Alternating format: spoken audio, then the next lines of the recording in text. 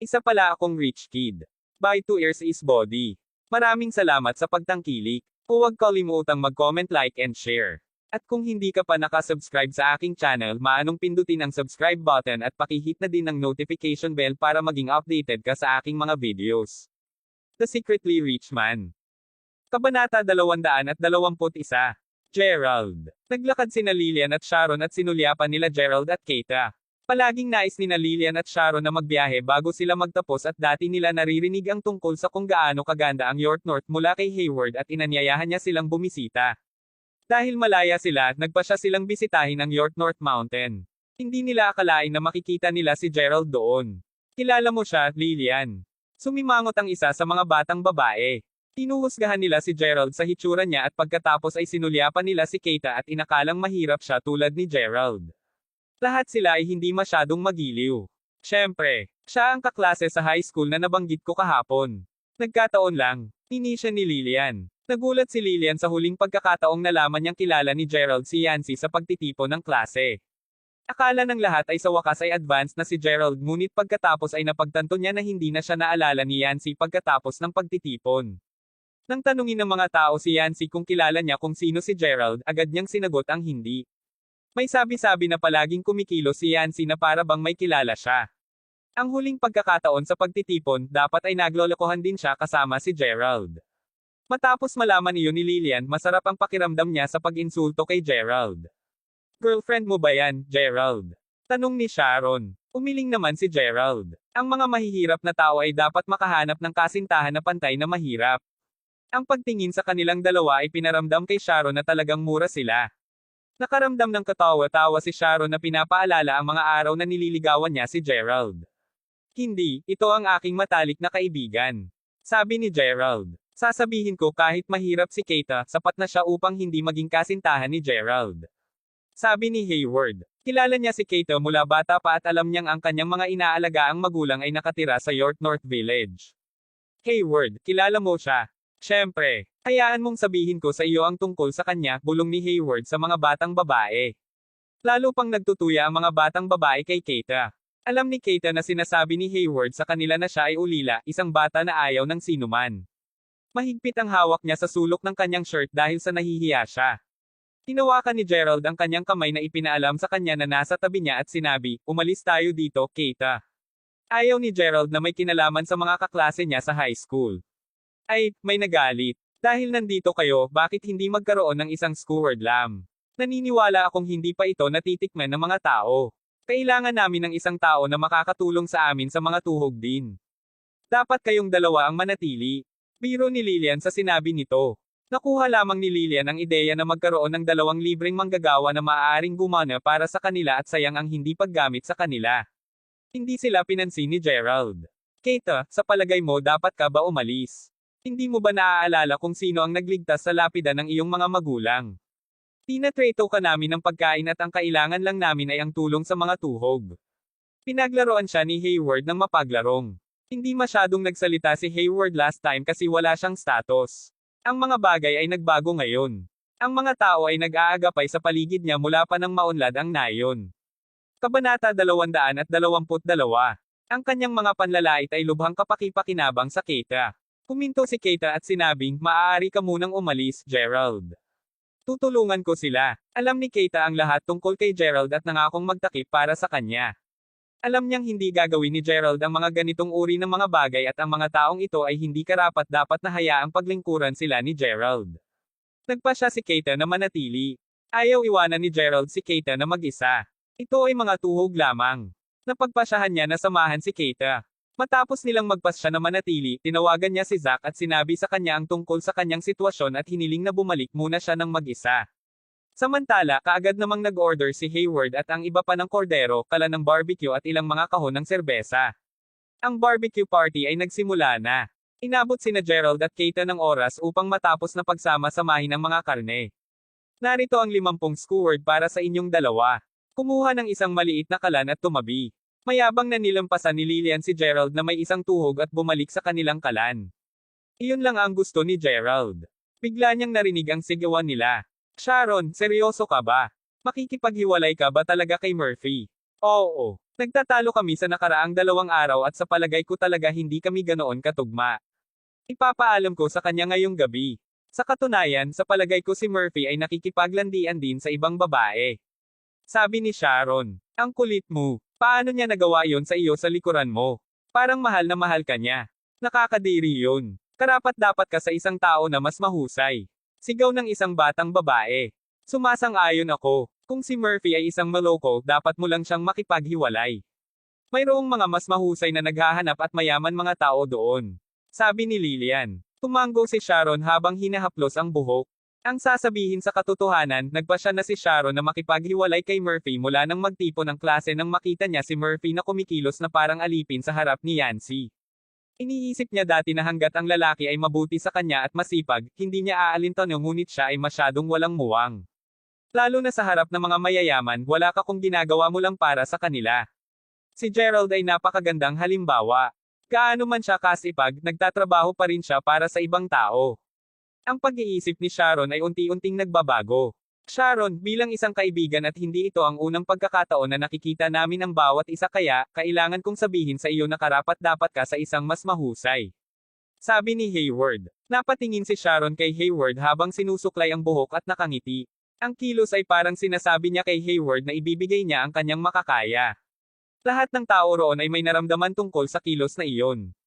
Naramdaman nilang lahat na si Sharon ay interesado kay Hayward at si Hayward ay nararamdaman din nito. Naglalandi sila. Alam ni Sharon na pagkatapos yumaman si Hayward mas makabubuting makasama siya kumpara sa makakasama si Murphy. Nakasimangot si Lillian sa kilos nila. Sumakay sa kanyang ulo ang panibugho. Kaklase niya si Hayward at maraming kaibigan lang ang ipapakilala niya kay Sharon dahil may boyfriend siya, si Murphy. Matapos malaman na yumayaman si Hayward, nais ni Lillian na ilipat siya sa kanya ngunit napagtanto niya na maaaring pinagsama lamang nila Hayward at Sharon. Hindi akalain ni Lillian na ang kanyang matalik na kaibigan ang magiging kaaway niya at naiinis siya. Samantala lumapit si Gerald upang kumuha ng mga tuhog at ibinato siya ni Lillian. Nakakadiri imbecile mo. Ang ginagawa mo lang ay kumain ng pagkain. Asshole. Kabanata 223. Nagselos si Lillian. Siya ay wala sa anumang paraan sa isang magandang kalagayan at nadama si Gerald ng higit na labis sa mata nang makita siya na lumapit. Maaari pa rin niyang mapanatili ang ilang pangunahing uri ng kagandahang loob sa nakaraan, ngunit sa lalong madaling makita siya ni Lillian, sinimulan niya na siyang pagsabihan. Sa madaling sabi, maraming mga masasamang bagay ang sinabi niya sa publiko. Ang lahat ay dumating, at pagkatapos ng ilang paghimok, sa wakas ay lumamig ng kaunti si Lillian. Talagang nais ni Gerald na gumawa ng isang bagay sa ngayon. Nag-aalangan siyang bigyan ng mahigpit na sampal kay Lillian sa mukha nito. Ito ay sapat na masama na patuloy niyang pinagtutuya siya. Ngayon siya ay direktang nakapagpupukaw at tumingin sa kanya. Okay. Tama na, Lillian. Bakit nitpick? Kung handa siyang kumain, hayaan mo na lang siyang kumain. Mayroon kang sariling reputasyon na dapat alagaan. Pagkatapos ng lahat, magiging guro ka, at magkakaroon ka ng matatag trabaho na may permanenteng kita. Nakangiting sabi ni Hayward. Nang makita niyang personal na lumapit si Hayward upang akitin siya, tuluyang kumalma si Lillian. Buntong hininga. Ginagawa lang ako ng taong ito ng sobrang inis at bigo. Bagaman mahirap ka dati, Kuya Hayward, kahit na mayaman ka ngayon pagkatapos makatanggap ng kabayaran. Hindi mo ako makakalimutan at balewalain dahil lang doon, di ba? Tanong ni Lillian habang nakasandal siya kay Hayward. Bakit ko naman gagawin iyon? Kahit anong mangyari, ikaw, Lillian, ang palaging magiging mabuting kaibigan ko, natatawang sagot ni Hayward. Ang mga salitang iyon ay medyo hindi komportable kay Sharon. Sa katunayan, lahat ng naruroon ay maaaring makaramdam ng isang mali sa himpapawanan ngayong gabi, at malinaw naman, isang paghuli ng gyera ang nag-uusap sa pagitan nina Lillian at Sharon. Ang parehong karibal ay patuloy na nakikipaglaban ng lihim habang dumaikit sila kay Hayward. Ang bayan na ni Hayward ay malapit ng maunlad. Hindi mahalaga kung paano bubuo ang mga bagay, sigurado siyang makakatanggap ng ilang mga pag-aari bilang kapalit. At tulad nito, magbibili siya ng ilang milyong dolyar at tiniyak ang kanyang seguridad sa pananalapi. Hindi nakapagtataka na ang dalawang mga kagandahan ay labis na naglalaban sa kanya. Gerald, halika ka dito. Ang naiho na. Napatingin si Kate kay Gerald, nakakunot na ang mga kamao, at mukhang sisubog na sana siya. Nagmamadali, hinailan niya si Gerald sa isang tabi. Si Kate ay nagpatuloy sa pagpapayo at paghimok kay Gerald. At hindi nawala ang ulo ni Gerald dahil sa kanyang paghimok. Maaari silang tumangkilik sa kanya lahat ng gusto nila ngayon. Isang bagay, bagaman, hindi niya maiwasang magtaka kung ano ang magiging hitsura ni Lillian at Sharon na mukha nang maipahayag niya sa wakas ang kanyang pagkatao. Ikinalulungkot ba nila ang kanilang mga aksyon ngayon? Mapait na ngumiti si Gerald. Hindi pinapansin ang mga ito, simpleng nasisiyahan siya sa tanawin ng lawa kasama si Keita. Nang gabing iyon, inilagay ni Hayward ang lahat sa guest house ng Nayon. Nakita ni Gerald na gabi na ang gabi, at tila ba talagang nais ni Keita na magpalipas ng gabi dito. Marahil ay dahil napalampas niya ang mga oras na nakasama niya ang kanyang mga ampon. Matapos umatras si Lillian at ang iba pa sa kanilang mga silid, nakuha ni Gerald kay Keita at sa kanyang sarili ang bawat silid. Sa madaling sabi, bukod sa insidente kasama si Lillian, makatuwirang nakaka-relax ang araw ni Gerald. Hindi talaga niya hinintay ang pag-unlad ng bundok. Nang nangyari iyon, mabubuhay siyang mag-isa sa kapayapaan at tahimik. Tahimik na gabi iyon. Umaga kinaumagahan, hinatid niya si Keita sa burol. Inaasahan niyang hindi niya masagasaan si Lillian at ang iba pa. Maaari niya lamang silang talunin para sa real oras na ito. Biglang tumama si Gerald sa preno at biglang huminto ang kotse. Mayroon pang ilang oras bago ka magsimula sa trabaho at mayroon akong ilang ekstrang oras bago magsimula ang aking klase. Pumunta tayo sa Mike Halen Restaurant na iyon para sa ilang pagkain. Itinuro ni Gerald ang Mike Halen Starred Restaurant sa tabi ng kalsada. Wow! Narinig kong sabi ng mga kasamahan ko na mahal talaga ang mga Mike Halen Restaurant. Tanging ang mayaman na tulad mo ang kayang bayaran ang mga lugar na iyon. Hindi ako papasok. Umiling si Keita at tumingin sa sahig. Ngumiti si Gerald. Huwag kang mag-alala. Cool ako kung gusto mong kumain dito araw-araw. Mula nang siya ay naging malambot, ang kumpiyansa ni Gerald ay lumobo ng malaki, lalo na sa paraan ng pagsasalita. Kabanata 224. Kaya paano kung ang Mike Halen ay magastos? Hindi ba niya kayang kumain dito araw-araw? Hindi mapigilan ni Keita si Gerald mula sa mabilis na pag-book ng isang magandang mesa ng direkta mula sa internet. Sa huli, nagpa siya si Gerald na dalhin si Keita sa Mike Halen Restaurant. Hello, sir. Ang bilang ng mga panauhin. Pagkapasok nila sa restaurant, naglakad ang waitress at sinalubong sila ng nakangiti. Tayong dalawa. Nagbook na ako ng table. Kalmadong sagot ni Gerald. Medyo nakasimangot ang waitress. Kung sa bagay, anuman ang pagtingin niya sa dalawa, ni mukhang hindi nila kayang kumain sa Mike Halen Restaurant. Gayunpaman, simpleng tumango lamang siya ng may galang dahil sa kanyang pagiging propesyonal. Itatanong pa sana niya kay Gerald kung aling mesa ang naibok niya. Sa oras na ito, isang pares ng mga kalalakihan at kababaihan ang lumakad sa kanila. Nang makita ng batang babae si Gerald, lubos siyang natigilan. Gerald, bakit ka nandito? Dumating ka talaga sa Mike Halen Restaurant. Sara. Medyo nagulat si Gerald nang makita si Sara na may pambihirang maganda ngayon. Nakasuot siya ng itim at masikip na maikling damit. Malinaw na naalala ni Gerald ang lahat ng nangyari sa piging ng kaarawan ni Felicity. Itinapon ng loko-loko na babae ang kanyang cellphone kahit na binuhusan siya ng isang basong tubig dahil lamang sa paghawak niya rito. Galit na galit siya sa oras na iyon, seryosong isinasaalang-alang ang paghahanap para kay Sara upang makapaghiganti sa kanyang sarili. Bilang isang resulta, ang baliw na babae ay nakuha at wala siyang nahanap na tao nang sinubukan niyang hanapin siya si Gerald ay napuno ng puot at sama ng loob sa nakaraang mga araw dahil sa bagay na ito. Sa hindi inaasahang pagkakataon, masasagasaan siya nito sa Mike Halen Restaurant madaling araw. Bakit mo sinasabing malakas ang pangalan ko? Sino ang nagsabi na maaari mong sabihin ang aking pangalan bilang at kailan mo nais? Gerald, hindi inaasahan ng isang nakakaawa na tao tulad mo na talagang naglakas loob na pumunta sa ganitong uri ng lugar. Ay nako, kahit na may girlfriend ka. Nakasusungit na sabi ni Sara nang makita ang babaeng nakatayo sa tabi ni Gerald. Sara, kilala mo ba ang dalawang ito? Isang langki at kaakit-akit na batang lalaki na nakatayo sa tabi ni Sara ang malamig na nakatingin kay Gerald at Keita. Siyempre kilala ko siya. Paubos lang siya sa klase ni Felicity. Hindi mo ba sinabi na ang Mike Halen ay ang pinaka-eksklusibong restaurant ng Mayberry City? Paano makakapasok ang mga gusto ng dalawang ito sa isang restaurant na tulad nito? Tingnan mo lang ang suot nila. Tinawakan ni Sara ang braso ni Finn habang naiinip siya. Sa una ay tuwang-tuwa siya na may pagkakataong kumain siya sa marangya at pangunahing uri ng Mike Halen Restaurant. Ang mga kababaihan ay likas na walang kabuluhan. Naupo sina Sara at Finn sa tabi ng malaking bintana ng salamin, at lahat ng dumaan ay may malinaw na pagtingin sa kung ano ang nangyayari sa loob. Ang kanilang naiinggit na sulyap ay labis na ikinatuwa ni Sara. Isang maikling pagpapakilala ng Finn, by the way. Si Finn ay isang mag-aaral din mula sa Sunnydale University. Bilang isa sa mayamang tagapagmana, agad siyang umibig kay Sarah matapos mapanood ang live na pag-broadcast. Nagpunta pa siya hanggang sa gantimpalaan siya ng $3,000. Hindi niya namalayan, unti-unti siyang naging pinakamalaking tagahanga ni Sarah at maging ang kanyang hindi siguradong manliligaw. Kaya, naroroon sila na nasisiyahan sa kanilang pagkain ng magkasama sa isang lugar na maaari silang magmula. Gayunpaman, ganap na hindi inaasahan ni Sarah na makakasama niya, sa lahat ng mga tao, si Gerald, nang bumalik siya mula sa banyo. Napahiya ang lahat. Hahaha. Huwag mag-alala tungkol dito, Sarah. Malamang sinabi mo ito ng tama. Ang dalawang ito marahil ay narito upang magtrabaho. Paano nila kayang kumain dito? Nagmamadaling suyuan ni Finn si Sarah. Tulad ng pakialam ko. Gayunpaman, ang huling taong nais kong makita sa umaga ay ito, bagay. Dampens talaga nito ang aking espiritu. Ito ay talagang nagpapahina ng aking diwa. Nais kong ibigay ang salita sa iyong manager, itigil ang pagkuha ng mga tulad na naghihintay sa mababang klase. Kayong mga tao ay dapat na nakakuha ng tauhan na akma sa inyong klase. Kung hindi man, ano pa ang mga mayamang mangmang na hiwalay sa amin ang makakain dito. Si Sarah ay nagpatuloy na kumilos tulad ng isang nasirang bata, kinukutsa ang waitress habang siya ay nagpunta sa isang patronizing rampage. Mahal na ginang, hindi ito ang aming mga waiters.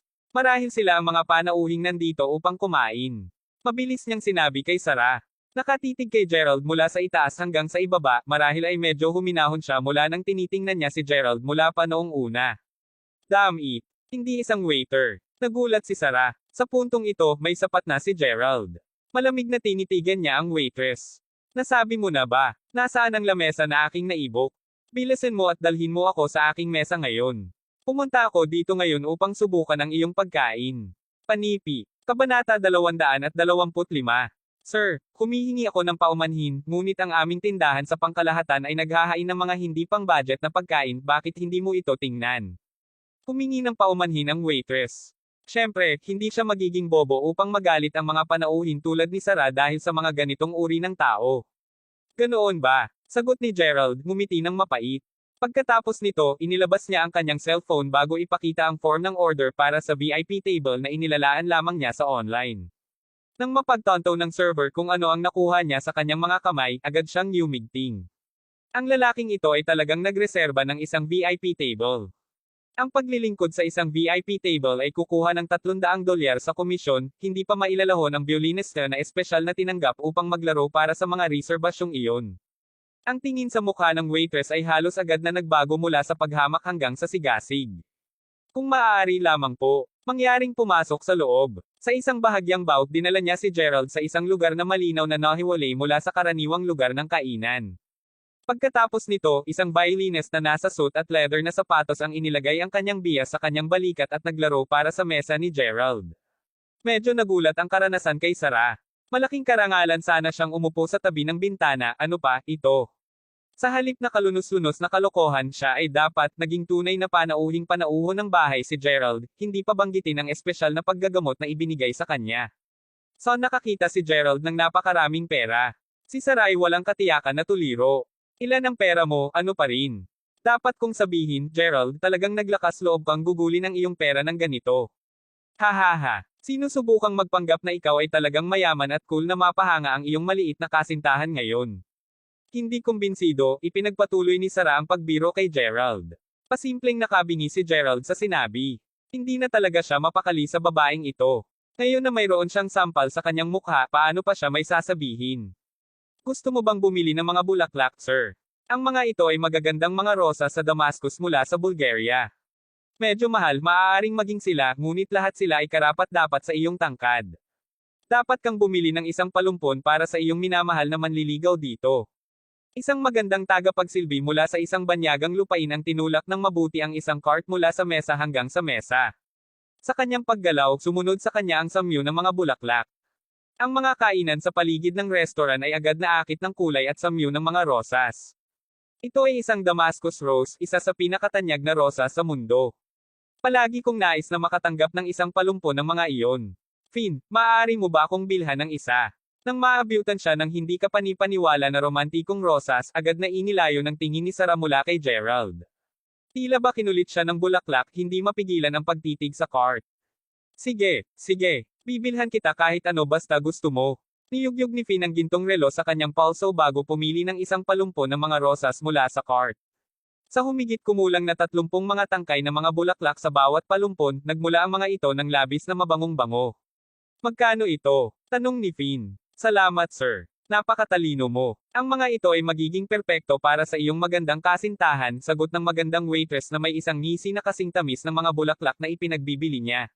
Sige, okay lang. Magkano ito? Tinanong niya, tiwala ang paglabas ng kanyang pitaka.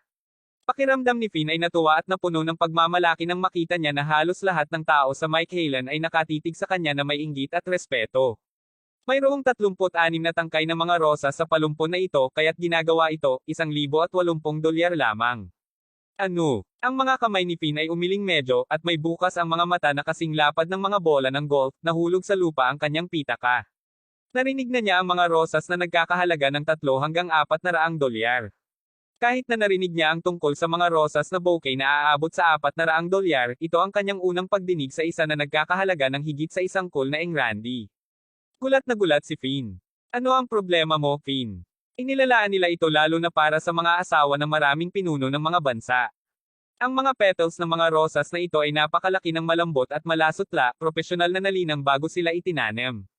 Kapag nagawa ng maayos, ang mga rosas na ito ay maaaring mabuhay ng higit sa 3 buwan nang hindi nalalanta. Naniniwala akong dapat silang nagkakahalaga ng hindi bababa sa 10 hanggang $12,000. Nang makita ni Sarah ang pipi na ekspresyon ni Finn, tinangka niyang magmakaawa sa kanya. Labis niyang ginasto ang mga rosas na iyon. Tumango rin ang magandang waitress. Sir, masasabi ko mula sa isang unang tingin na ang iyong kasintahan ay dapat na isang tagapangasiwa ng bulaklak. Agad niyang masasabi na ang mga ito ay napaka mahalaga. Gusto mo bang magbayad sa pamamagitan ng credit card o cash? Ubo. Ano? Ay, ayoko na. Bigla kong naalala, nag-order na ako ng isa pang palumpon para kay Sarah. Bahagyang kumurot ang mga sulok ng bibig ni Finn. Pagkatapos nito, dali-dali niyang ibinalik sa kariton ng palumpon ng mga rosas.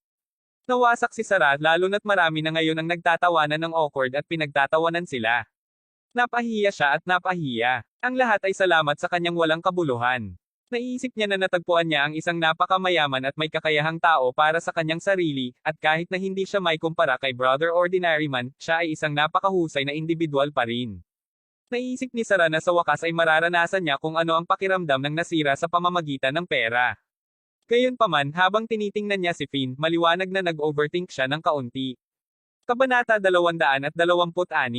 Hindi alintana ni Finn ang paggastos ng $1,500 hanggang $3,000. Hindi siya maaaring gumastos ng mas malaki kahit na nais niya pa rin pabayaan magastos ang $12,000 para sa isang palumpon. Tumingin siya sa paligid, desperadong nais na iwasan ang mapanunuyang tingin ng mga panauhin ng restaurant. Sa halip, ang nakita niya lang ay si Gerald na nakatingin sa kanya. Tila masaya siyang nakikipag-chat palayo sa kanyang hindi magandang tingnan na kasintahan. Nang walang babala, si Sarah ay sumabog sa sobrang galit. Tumayo siya at diretso na tinuro si Gerald na nasa VIP table, bago siya tumili sa tuktok ng kanyang baga. Damn it, Gerald. Anong pinagtatawanan mo? Tandang padamdam panipi. Nakakaawa na talunan. Ano ang nakakatawa? Hindi ba nagreserba siya ng VIP table para lang mag-artista? How dare he laugh at her? Ha? Sinong nagsabing tinatawanan kita? Nakatingin lang ako sa mga bulaklak. Bakit? Nakakaistorbo ka rin ba dyan? Sagot ni Gerald na galit. Dahil nakita niyang tila kinagiliwan ni Keita ang mga rosas na iyon, tinanong niya ito kung alin ang gusto nito. Para doon, nakakuha siya ng isang impyerno ng saway mula kay Sarah. Diyos ko, talaga bang interesado ka sa mga rosas? Ano ang sa tingin mo karapat-dapat ka sa kanila? Tinisya ni Sarah. Walang pag-iling ni Gerald at walang sinabi pagkatapos nito.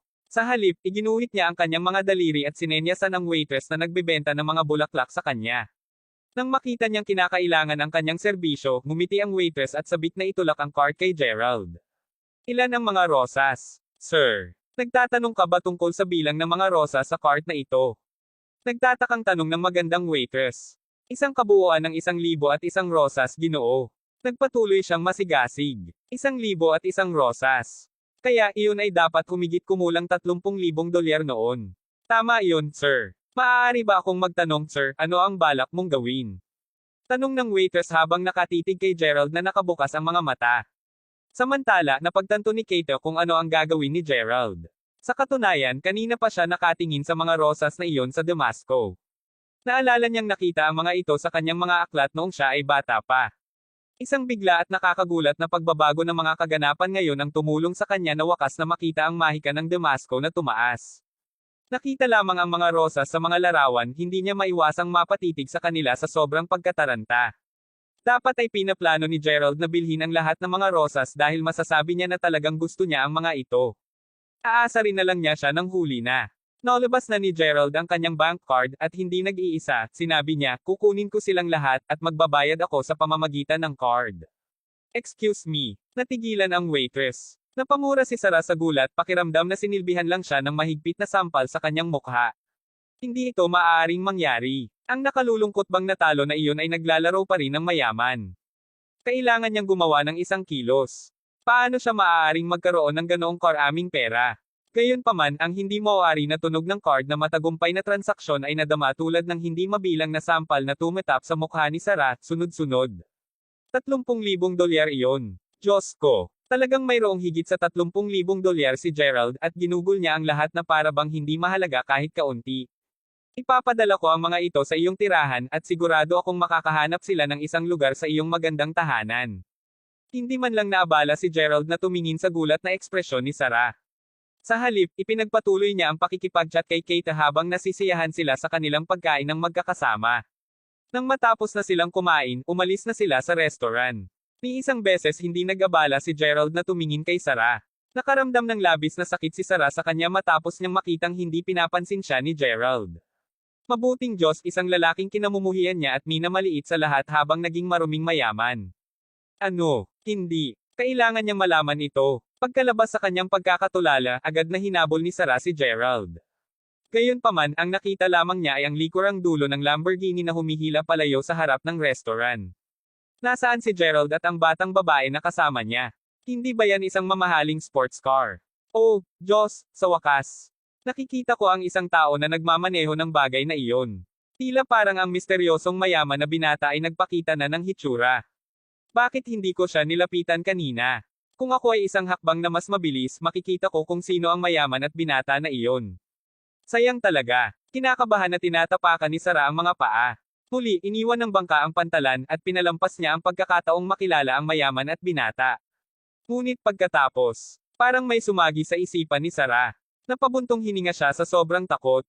Hindi. Asan si Gerald? Kabanata 227. Nakita niya ang Lamborghini na aalis kaagad sa kanyang paglabas. Wala na din si Gerald. Ngunit nasaan si Gerald noon? Maaari bang sabihin niyon, Champagne? Ni hindi man siya naglakas loob na pag-isipan ito. Hindi na talaga siya nang ahas na isipin ito. Huminga ng malalim si Sarah.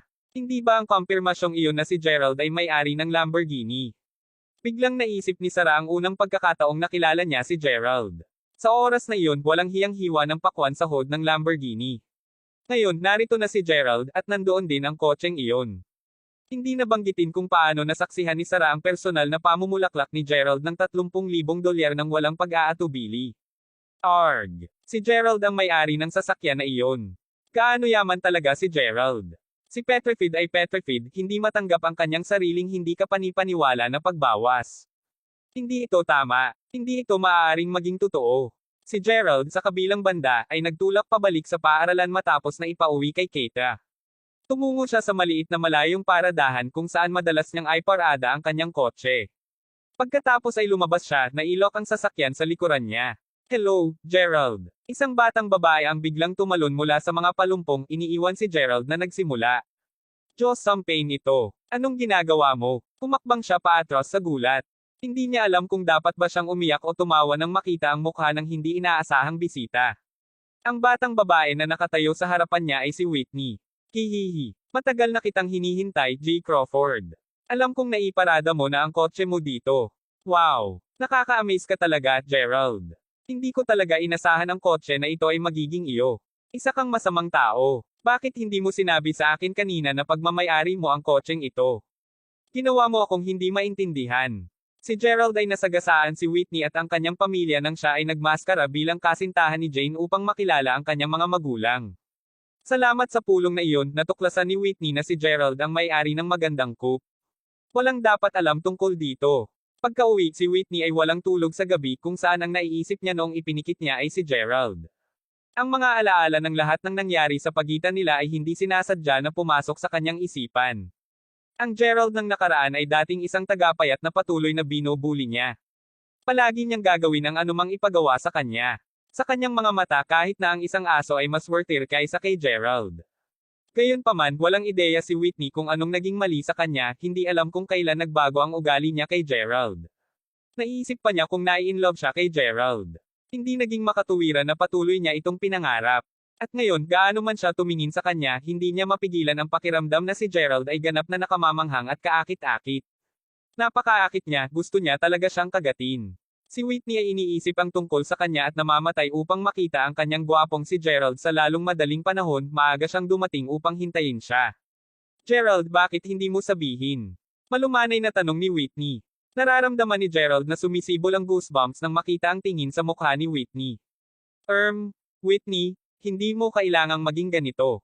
Upang maging matapat, dati ay kinaiinisan kita dahil sa patuloy na pananakot at panunuya. Ngayong naiisip ko ito, mas gusto ko kung paano mo ako tretuhin. Kaya, tigilan mo na ang ganito, okay? Sagot ni Gerald na may gulp. Napagtanto kung mayroon kang masochistic tendencies, Gerald. Sa gayon kaya kailangan ko bang pag-alitan at bugbugin tulad ng dati upang maging masaya ka? Commandant si Whitney. Malinaw na alam ni Gerald kung ano ang tungkol sa kindat. Nararamdaman niya ang mga pin at karayom na tumutusok sa kanyang anit. Kung alam niya na si Whitney ay ang ganitong uri ng batang babae, hindi niya kailanman nais ipahalata ang kanyang pagkakakilanlan. Paano ka maaaring maging interesado sa akin, sis? Interesado ka lang sa pera ko. Gayunpaman, hindi nang ahas si Gerald na sabihin ito ng malakas. Kinakabahan na tinapik ni Whitney ang kanyang mga paa. Oh, ikaw, lagi kang tahimik mula noong una kaming magkakilala. Maaari ka bang maging mas maginoo? Pinagtripan kita noon, at bibigyan kita ngayon ng pagkakataong parusahan ako. Maaari mo akong parusahan sa anumang paraan ka, okay? Lumapit si Whitney kay Gerald, mahigpit na hinawakan ang mga braso. Masyado niyang iniisip ang tungkol sa kanya na malapit na siyang mabaliw. Kabanata 228. Siyempre, mas determinado siyang ubusin si Gerald ng buo. Ang kanyang kasalukuyang pag-uugali ay ipinahiwatig na masidin niyang nilalayon upang matugunan ang kanyang mga layunin. Noon, naramdaman ni Gerald ang isang tiyak na pakiramdam ng tagumpay kung nakilala niya ang isang tao na kagilahil-alas ni Whitney.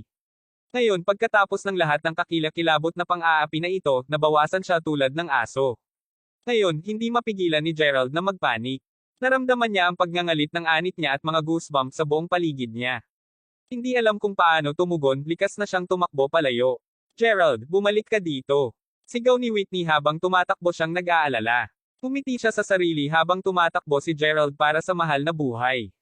Hehe, nauna niyang inisip na kamuhian siya ni Gerald hanggang sa punto ng pagkasuklam kapag nakita siya nito. Ngayon, tila mas natatakot sa kanya si Gerald.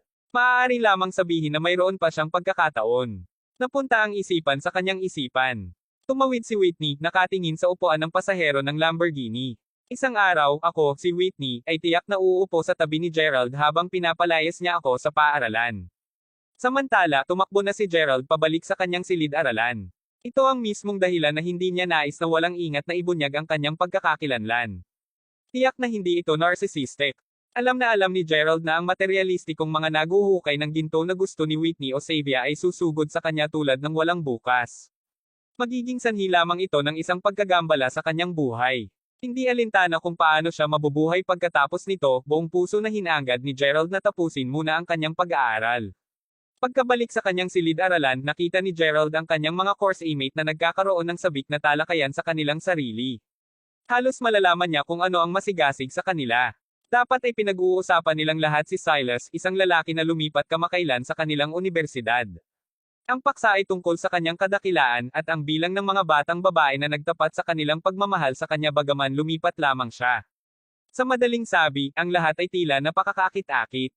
Gerald, nandito ka na. Halika, kailangan mong makinig sa bagay na ito tungkol kay Silas.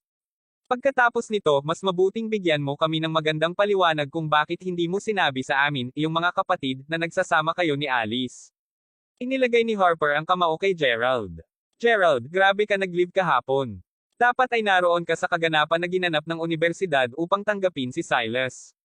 Sabi ni Harper. Bakit? Nag-host ba sila ng isang welcome party para lamang sa kanya? Paano magagawa ng unibersidad ang isang bagay tulad nito? Sinabi ni Benjamin, sa gayon, hindi nila eksakto na tinawag itong maligayang pagdiriwang. Ang Silas ay isang medyo hindi kapani-paniwala dod. Namuhunan ang kanyang tatay ng 7.5 milyon upang magkaroon lamang ng isang espesyal na pagdiriwang sa aming unibersidad. Upang maituwid ito, hindi ba ito isang pahiwatig na ang unibersidad ay dapat magsagawa ng isang maligayang pagdiriwang para kay Silas? Ang tono ni Benjamin ay may isang pahiwatig ng paninibugho dito. Oh, alam mo kung ano ang mas nakakatawa. Dahil si Cassandra, ang aming lektor, ay isa sa pinakamagandang lektor sa campus, ipinadala siya upang salubungin ang panauhin. Hulaan mo, nanliligaw siya kay Silas ng tuluyan. Lasing ba siya o ano? Sagot ni Harper habang nakangiti. Well, Gerald chuckled, simpleng nakangiting Riley at umiling. Nagulat na malaman kung ano ba talaga si Cassandra. Sa totoo lang, matagal nang alam ni Gerald ang totoong likas na katangian ng lektor. Tingnan lamang ang larawang ipinadala niya sa kanya kamakailan. Habang iniisip niya ito, lihim na nag-login si Gerald sa kanyang WeChat. Nagalit siya noong isang araw at hindi tiningnan ng mabuti ang larawan. Matapos marinig ang kanyang mga coursemates na binabanggit siya, naramdaman niya ang isang biglaang pagganyak na tingnan muli ang larawan. Pagkatapos ay tiningnan niya ng maayos ang mga larawang ipinadala sa kanya ni Cassandra halos bawat gabi mula pa noong araw na iyon. Ang lahat sa kanila ay nasa kanyang mukha at upang sabihin na sila ay nag-aanyaya at nakatutukso ay isang matinding pagkukulang. Napuno ng sigasig si Gerald. Sinabi niya ang lahat maliban sa isang salita, palakpak. Sa labas ng asol sumagot si Cassandra sa kanyang teksto ng ilang segundo. Sino ang malazwa? Kahit na kung ano ang sasabihin mo na ako, ganito lang ang ugali ko sa iyo. Hindi naman sa ganon ako sa iba. Nagselos ka ba nung nakita mo kami ni Silas na naginhawa sa meeting kagabi? Maaari mong sabihin sa akin kung ikaw ay. Hihinto na lang ako sa pagtingin ko sa kanya noon. Hindi ako nagseselos. Hindi ako naniniwala sa iyo brother ordinary man kung nangangako kang magtatagpo, ipapakita ko sa iyo ang aking, okay. Tatawid tayo ng tulay pagdating natin dito. Napupuot mo. O sige, gayon pa man papunta na ako sa klase. Nakaramdam ng puot si Gerald habang nagpatuloy sa pakikipag-chat sa kanya. Ang mas maraming pagkilos ni Cassandra na ganoon, mas malakas ang kanyang pagnanasa sa paghihiganti. Bigla, tumakbo ang pinto sa silid ng panayam at narinig ang pagsigaw ng isang babae. Oras para sa klase, mga tao. Ngayon, ano ang kasama ng ingay na iyon? Si Cassandra ay sumugod sa silid-aralan, nasa kamay ang telepono, na madilim ang kanyang mukha at malazwa ang ekspresyon. May bahid ng lamig sa kanyang mga mata. Tinapunan niya ng mata ang silid sa titig ng isang babaeng kinamumuhian. Sa wakas, bumagsak ang tingin niya kay Gerald. Gerald, halika dito. Kabanata 229. Gerald, lumabas ka. Sinaksihan ni Cassandra ang silid-aralan ng isang malamig na titig bago tinawag si Gerald palabas. Gerald, may isang bagay na nais kong sabihin sa iyo. Ang asawa ng isang kabiyak sa kolehiyo ay magbubukas ng isang bar bukas. Kulang sila sa lakas ng tao at mayroong isang part-time na trabaho doon. Mas malaki ang binabayaran nila kumpara sa ibang mga bar, mariing harumph siya habang tumatawid siya. Part-time. Ako, napatulala si Gerald. Ikaw ano? Hindi mo ba naiintindihan ang sinabi ko lang? Magiging abala sila bukas dahil bukas na ang araw at hindi siya makahanap ng sapat na mga tao upang tulungan siya. Sa palagay mo maaari kang magpatuloy sa pagtatrabaho doon. Alam kung saan niya ito bubuksan. Sa Mayberry Commercial Street. Oo, ang Mayberry Commercial Street na iyon. Magre-recruit lang siya ng matangkad at gwapong mga lalaki. Ako, ikaw ano? Naayos naman nun. Dadalo ako sa kanilang seremonya sa pagbubukas bukas ng gabi at sasama ka sa akin. Pagkatapos ay tumingin si Cassandra kay Gerald ng walang laman. Ako, champagne ka. Hindi mapigilan ni Gerald na magmura sa kanyang puso. Nais niyang sabihin sa kanya na hindi niya ito nararamdaman at hindi na kailangan na nandyan siya. Gayunpaman si Cassandra ay isang mahigpit na babae at wala nang magagawa si Gerald. Sa nagdaang 3 taon, nagawa na niya ang lahat ng hiniling ni Cassandra. Hindi niya mapigilan ang pag-iisip tungkol sa kung paano naging masama ang ugali ni Cassandra sa gabing iyon at ang malamig na kilos na kasalukuyang ipinapakita niya. Grabe, haha. Ngunit ang sitwasyon ay naging medyo awkward ngayon. Naramdaman ni Gerald na hindi angkop na oras para mapunta siya. Makakatulong lang din siya para sa isang araw. Napakamot siya ng ulo bago bumalik sa inuupuan. Ang klase ng umagang iyon ay mapurol. Karamihan sa mga klase sa universidad ay natapos sa tanghali.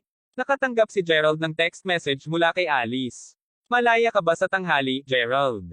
Lumabas ka at mag-lunch, ilang maikli at tuyong salita. Bigla itong tumama sa kanya na hindi pa niya naulilinaw ang mga bagay kay Alice. Biglang naging kasintahan ni Alice kahapon salamat sa ilang hindi pagkakaunawaan. Medyo nabigo si Gerald. Malinaw na nilalayo ni Alice na maginhawa sa kanya sa oras na ito.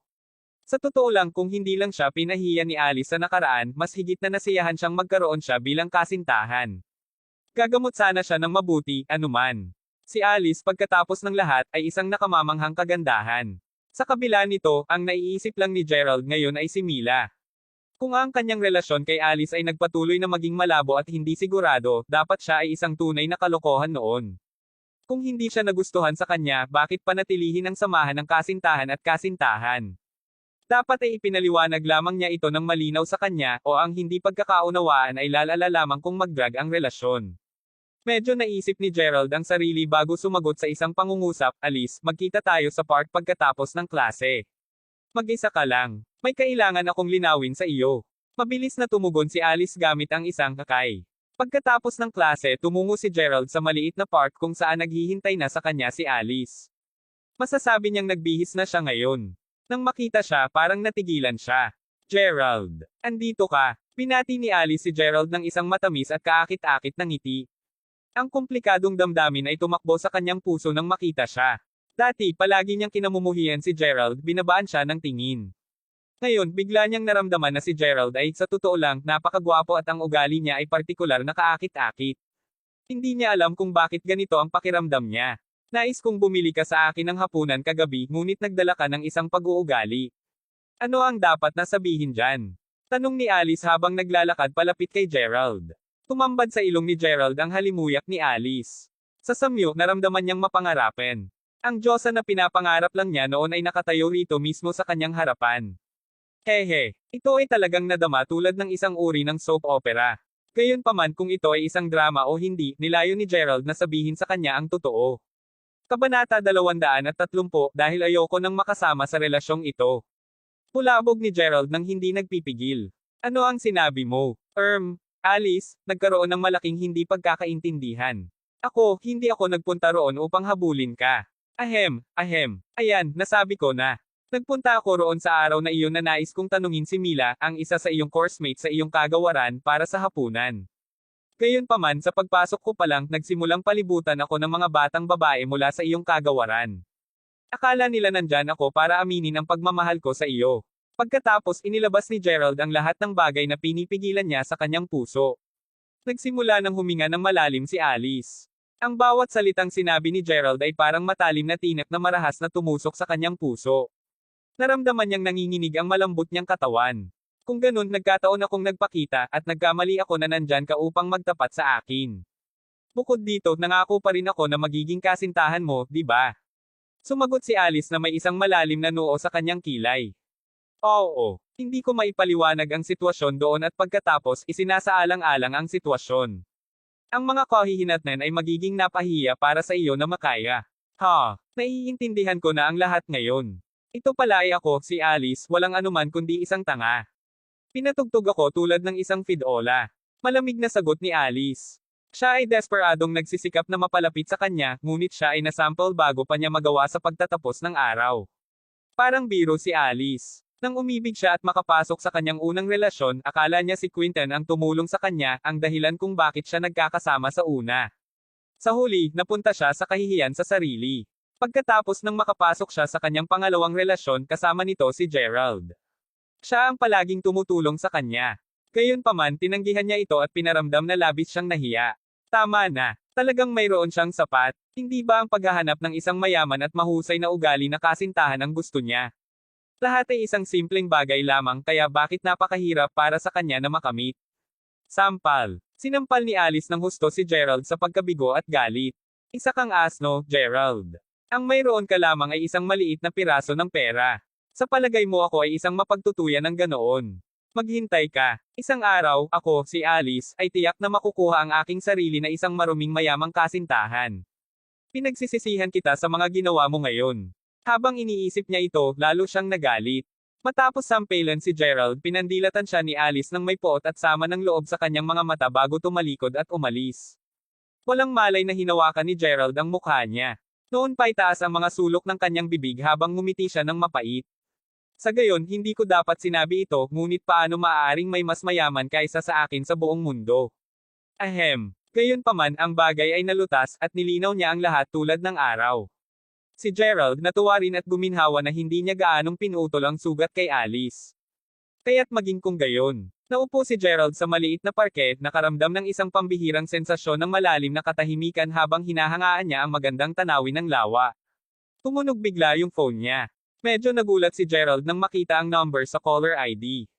Si Mila pala. Nasira na ni Mila ang lahat ng ugnayan kay Gerald kahapon at hindi na niya ito muling nakipag-ugnay mula noon. Nagmamadali niyang sinagot ang tawag sa isang kakaibang tunog na Mila. Gerald, pasensya na naabala kita. Ito ba ay isang magandang panahon upang makipag-usap? Mayroong isang bagay na kailangan kong sabihin sa iyo. Mapait na ngumiti si Gerald. Siyempre, magandang panahon ito. Wala akong kasintahan kung tutuusin. Hahaha. Ginawa mo ang isang kahindek-hindek na pagtatapat kahapon, Gerald. Akala mo talaga hindi ko ito makikita. Mabilis na naintindihan ni Gerald ang kahulugan sa likod ng mga salita ni Mila. Sinimulan niyang ipaliwanag ng lubusan ang lahat ng naganap sa pagitan nila ni Alice kay Mila. Oh, matapos marinig ang paliwanag ni Gerald, simpleng sagot lang ni Mila ng isang salita. Hindi man niya sinabi kung naniniwala siya sa kanya o hindi. Bakit mo nais na makipagkita? Tanong ni Gerald. Mayroon ba akong dahilan upang maghanap para sa iyo? Sagot ni Mila, inis. Hindi, ngunit nagtatanong lang ako dahil sinabi mo sa akin na may sasabihin ka. Ano ito? Kalimutan mo na. Wala na. Beep, beep, beep. Biglang nabitin si Mila. Naramdaman ni Gerald na parang mababaliw na siya, pakiramdam ng labis na pagkabalisa at hindi magulo. Ang mga batang babae ay matigas upang hawakan, upang masabi lang. Mas matindi pa ang matalinong mga batang babae. Hindi niya maintindihan o maisip kung ano ang pumasok sa isipan ng isang batang babae. Arg! Kalimutan mo na. Mas mabuti pang hanapin niya ulit si Mila. Kabanata 231. O aking Diyos! Mila, tingnan mo. Narito na ang kalokohan. Hindi ba siya kasama ni Alice?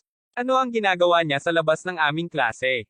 Sa palagay mo ba ang interesadong kalokohan na ito ay interesado muli sa ating Mila? O aking Diyos! Hindi ko talaga maintindihan kung anong nangyayari sa isip ni Alice. Bakit siya pumapayag na lumabas na may isang nakakaawa na haltak? Naghihintay si Gerald sa labas ng classroom ni Mila. Isang pangkat na mga kaklase niya ang agad na pinagtawanan siya. Gayunpaman, na-immune na si Gerald sa lahat ng ito na hinihiling lamang kay Mila na maglakad kasama siya. Medyo nagulat si Mila na pupunta rito lahat si Gerald upang hanapin siya. Naghihintay siya para tawagan siya ni Gerald, ngunit labis siyang nabigo pagkatapos na hindi siya tumawag. Sa makatuwid, direkta siyang dumating sa klase. Agad namang pumayag si Mila sa kanyang hiling. Dahil sa nagtiwala siya ngayon kay Gerald. Sa katunayan, pinagsisisihan ito ni Mila sa sandaling sinampal niya si Gerald kamakalawa. Sa kaibuturan, alam niyang hindi siya ganoong klaseng tao. Kaagad na ipinaliwanag niya ang mga bagay kahapon, naniwala siya sa sinabi niya. Nagulat ang lahat nang maglakad palabas ng classroom ang dalawa at lumabas ng campus. Gerald, hindi ba sinabi ko sa iyo na ang panganay kong pinsan ay kagagaling lamang mula sa M-Country? Siya ay naging abala sa pagharap sa kanyang negosyo, ngunit ang kanyang schedule ay napalaya kamakailan. Noon pa niya gusto kang makilala. Gusto kong pretuhin mo ang hapunan kong panganay na kapatid, sagot ni Mila. Ay, okay lang. Kailan? Napagaan ang loob ni Gerald nang maramdaman niyang hangover na ang galit ni Mila. Pumayag naman siya agad. Wala kang klase sa hapon, di ba? Bakit hindi tayo sabay na mag-lunch? Ang panganay kong pinsan ay magiging abala muli sa loob ng ilang araw. Babalik siya sa M-Country matapos ang kanyang trabaho. Sige kung ganon. At sa gayon ay naayos ito.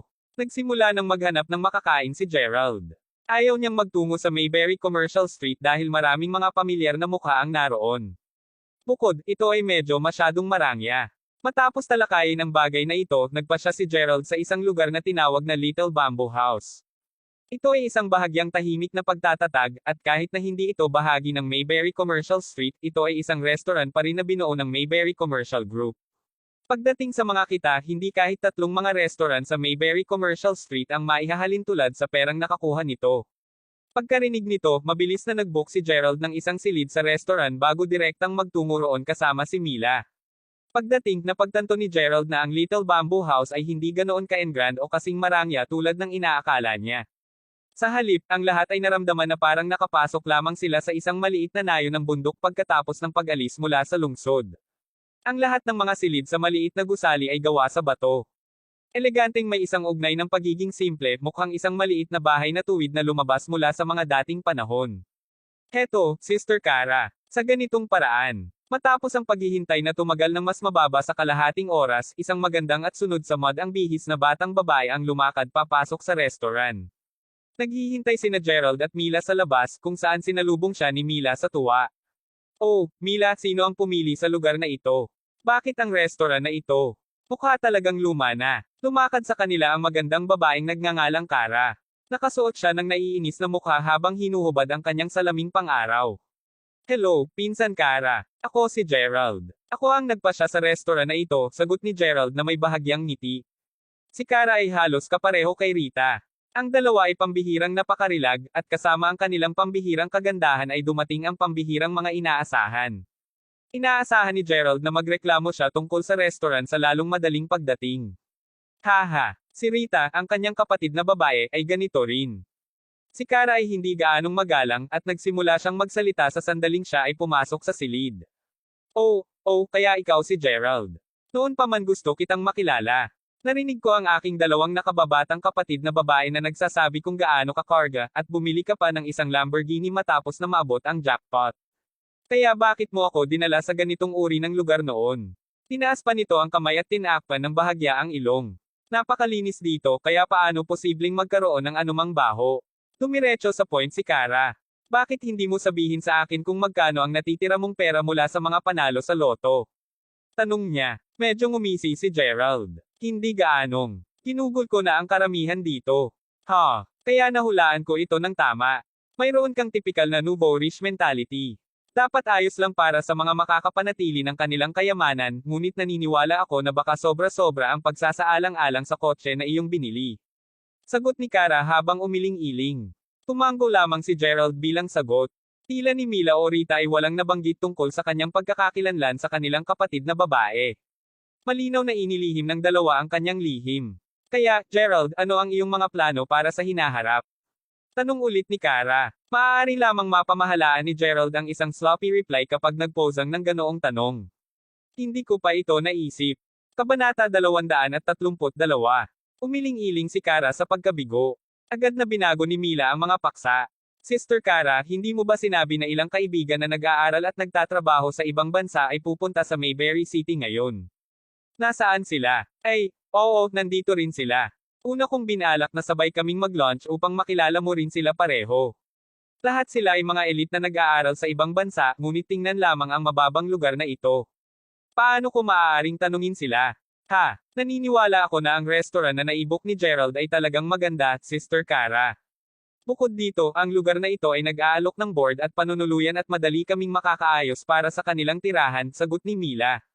Wala na lamang mapangiwi si Kara. Ano? Ayusin ang upang manatili sila dito. Ate, sinusubukan mo ba akong ipahiya sa harap ng aking mga kaibigan? Doon lang biglang nagring ang cellphone niya. Nagmamadali sinagot ni Kara ang phone niya. Ano? Dumating ka na o sinundo ka na ng kapatid mo?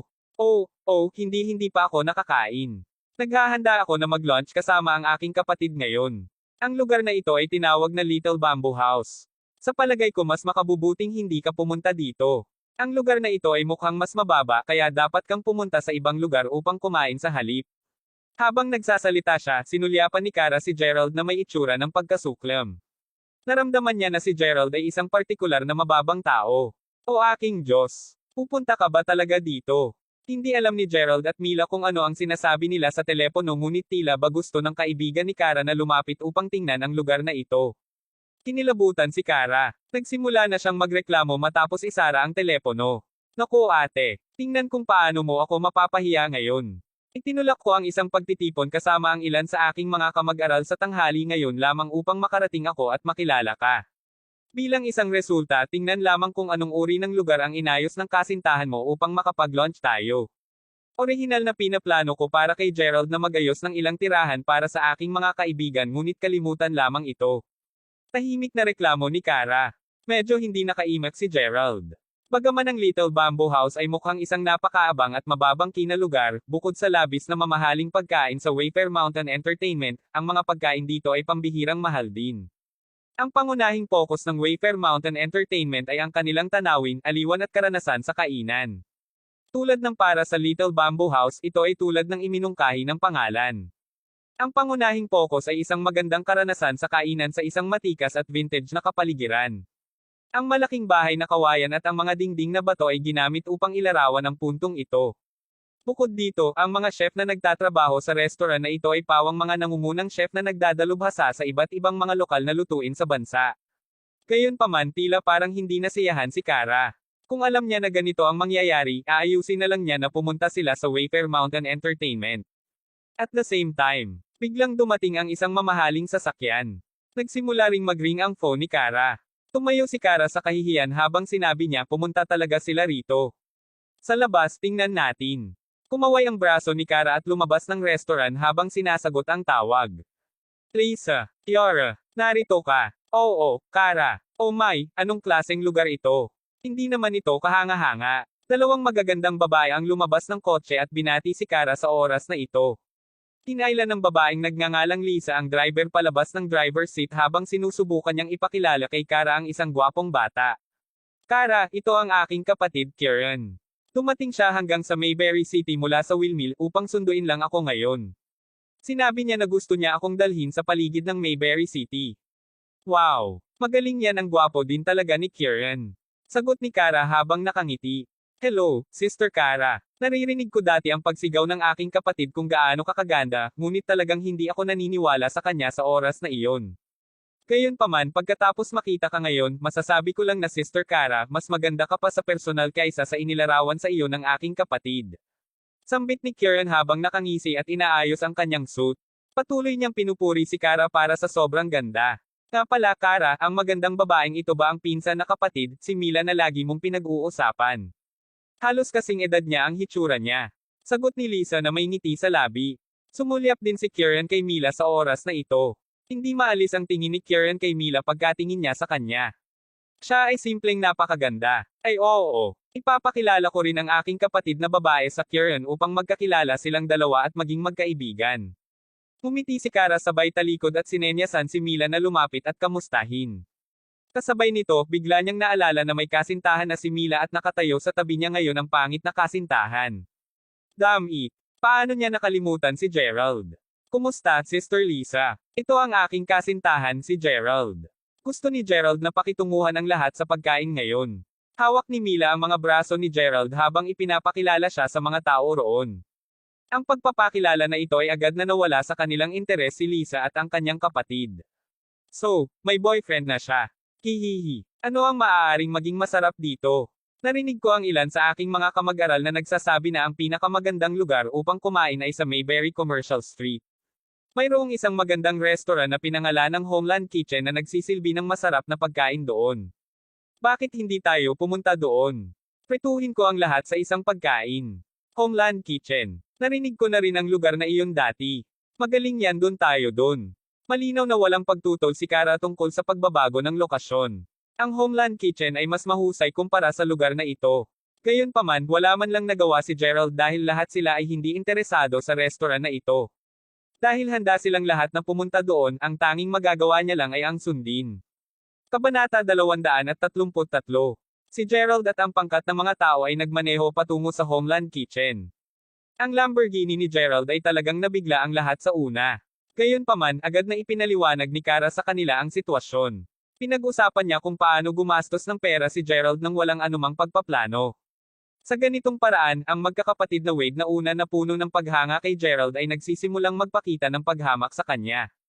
Naramdaman nila na talagang isang basura para sa isang tulad ni Gerald na magmaneho ng napakagandang kotse. Paimpal na ngumiti si Gerald sa buong paligid. Susunod, oras na ng Kieran upang magpakitang gilas. Tinawagan niya ang mga tinaguriang kaibigan sa Mayberry City bago siya nag-book ng isang disenteng silid sa Homeland Kitchen. Nagulat ang lahat, lalo na si Kara. Wow! Kieran, hindi ko talaga inaasahan na magkaroon ka ng isang mahusay na network at koneksyon sa Mayberry City. Hahaha oo, ang Homeland Kitchen ay talagang isang napakamaluho at mataas na restaurant sa unang tingin. Wala tayong mukha upang kumain sa isang lugar na tulad nito. Hindi ka katulad ng ilang mga tao na pipiliin lamang ng isang restaurant sa ilang lugar na kanayunan upang kumain kami. Sinulyapan ni Kara ang paligid ng kapaligiran at loob ng silid at agad siyang naibig.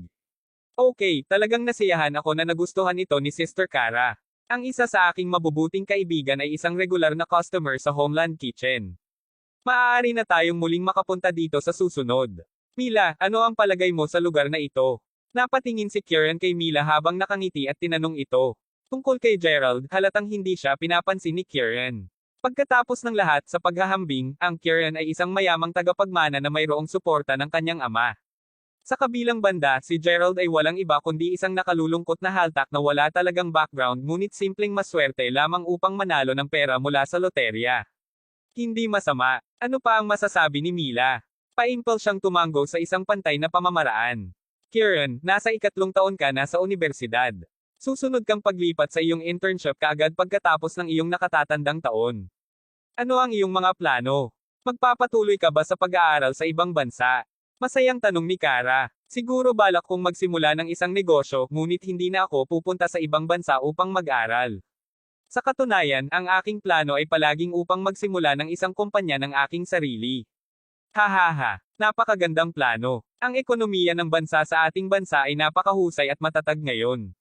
Tiyak na magkakaroon ka ng magandang kinabukasan sa unahan mo kung ikaw ay maging iyong sariling boss. Sagot ni Kara habang tumatango bilang pag-aproba. Kasabay nito ay sinulyapan niya ang kasintahan ng kanyang kapatid na simpleng nakaupo doon na hindi man lang umiimik. Hindi niya maiwasang makaramdam ng labis na pagkabigo. Masasabi niya sa isang sulyap kung ang isang tao ay magiging isang taong may pag-asa o hindi at halatang naramdaman ni Kara na si Gerald ay walang pag-asa. Nadama niya na hindi siya magiging isang promising tao na may anumang potensyal sa buhay na ito. Kapatid Gerald, anong mga plano mo para sa iyong internship? Pupunta ka ba sa pahayagan o departamento ng editorial? Tanong ni Kieran habang iniinis niya si Gerald. Wala pa talaga akong plano. Marahil ay kukuha ako ng nauugnay na kurso sa kagawaran ng economics at pamamahala. Casual na sagot ni Gerald. Hehehehe. Nagwagi ka lamang ng kaunting pera mula sa loterya kaya kailangan mo pang dumalo sa mga espesyal na kursong PLA upang mapamahalaan ang pera. Gerald, ipinapayo ko sa iyo na makipag-ugnay sa isang mahusay na kumpanya sa lalong madaling panahon. Para sa mga taong katulad mo, malinaw na mas mabuti para sa iyo na magkaroon ng mas maraming pondo sa seguro at pabahay. Kung hindi man nag-aalala talaga ako na baka hindi ka makakahanap ng asawa sa hinaharap. Sagot ni Kara habang tumatawa. Ito ay dahil nag-aaral din siya ng ekonomiya at pamamahala sa ibang bansa.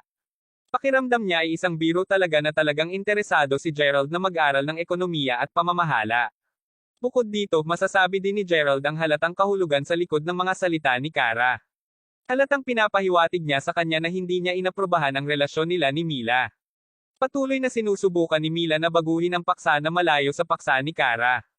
Sa kabutihang palad tama ang halimbawa na ihatid na ang pagkain.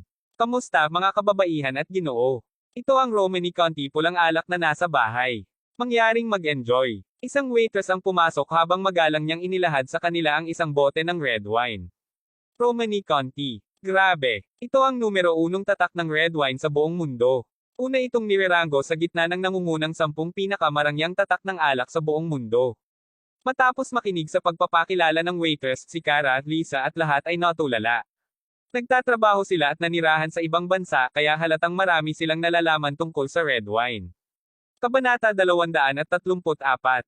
Dalhin mo ito dito at tingnan ko kung totoo ito o hindi.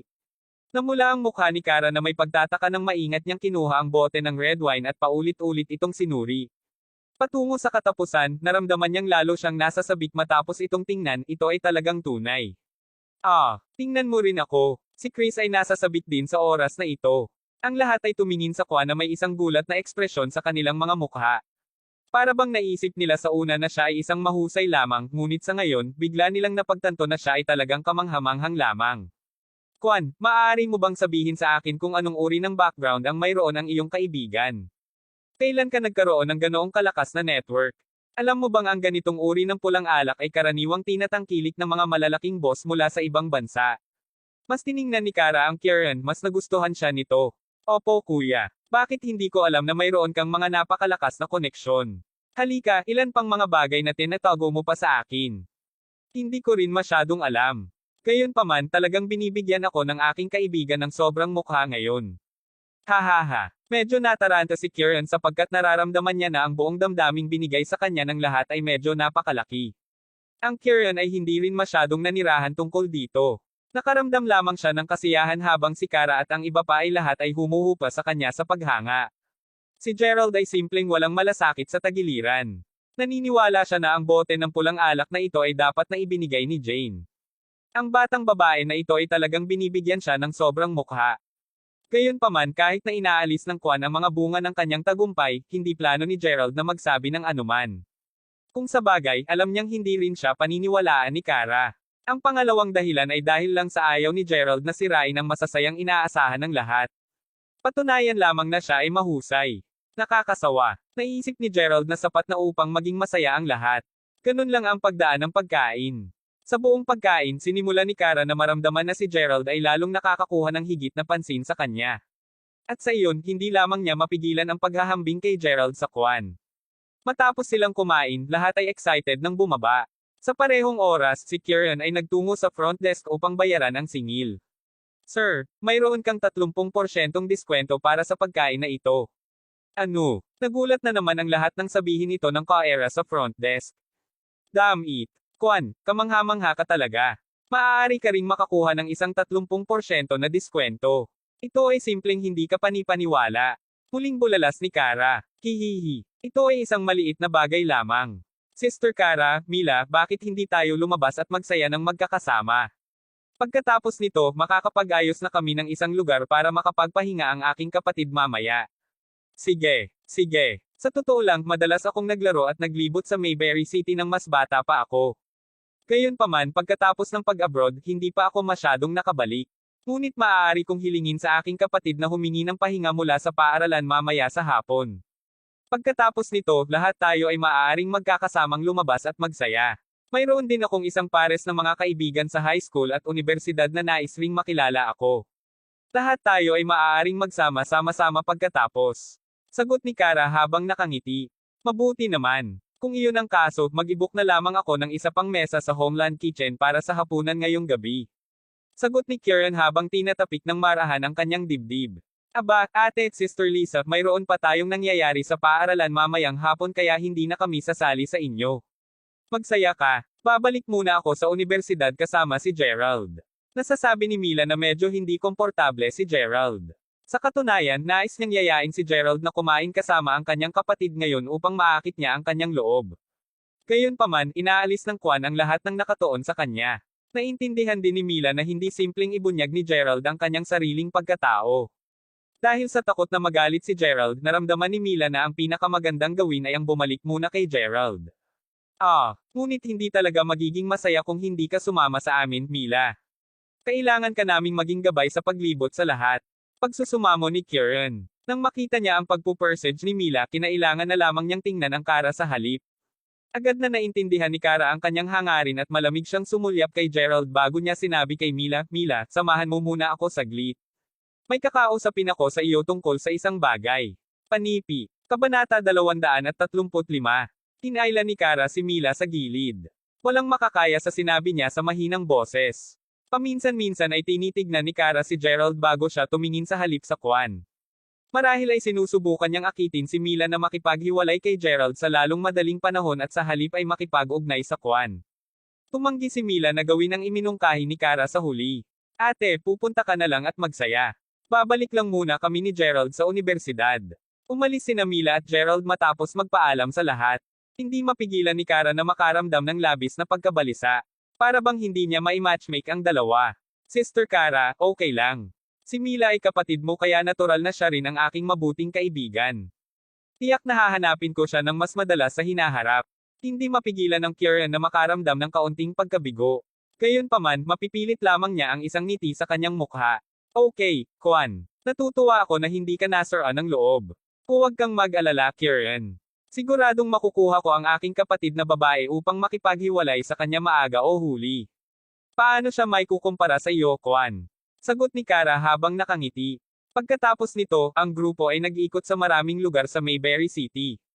Maya-maya lang, gabi na. Una nang binalak ni Kara na aanyayahan ang ilan sa kanyang mga kaibigan mula sa kanyang high school at unibersidad na sumama sa kanya sa hapunan sa gabing iyon. Gayunpaman, wala pang plano sina Kieran at ang kanyang kapatid na umalis. Sa makatuwid, simpleng gumawa sila ng appointment upang kumain na magkasama upang mas makilala rin nila ang isa't isa. Patuloy na ipinakita ni Kieran ang kanyang mapagkaloob na panig.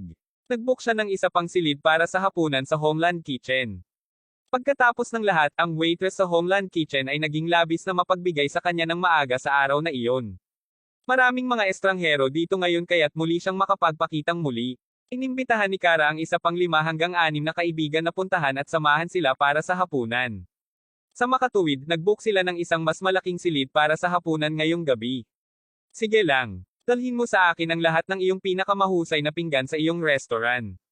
Kinuha ni Kieran ang mga susi ng kotse niya bago tumawid sa kanyang mga paa. Wow! Kara, ito ba ang kamanghamanghang batang kapatid na pinag-uusapan mo kanina?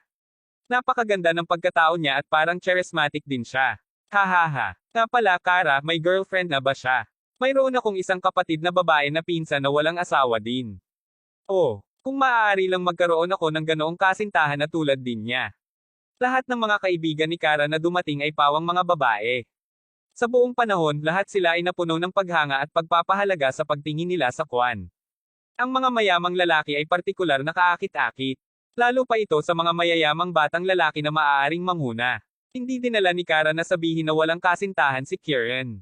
Kung siya ay ninakawan ng isa pang batang babae, kung gayon ang kanyang pinakamamahal na pinsan na kapatid ay hindi na tumayo ng isang pagkakataon. Haha, dapat na huwag na kayong magtanga-tanga mga babae, okay? Ihahatid na ang pagkain sa lalong madaling panahon.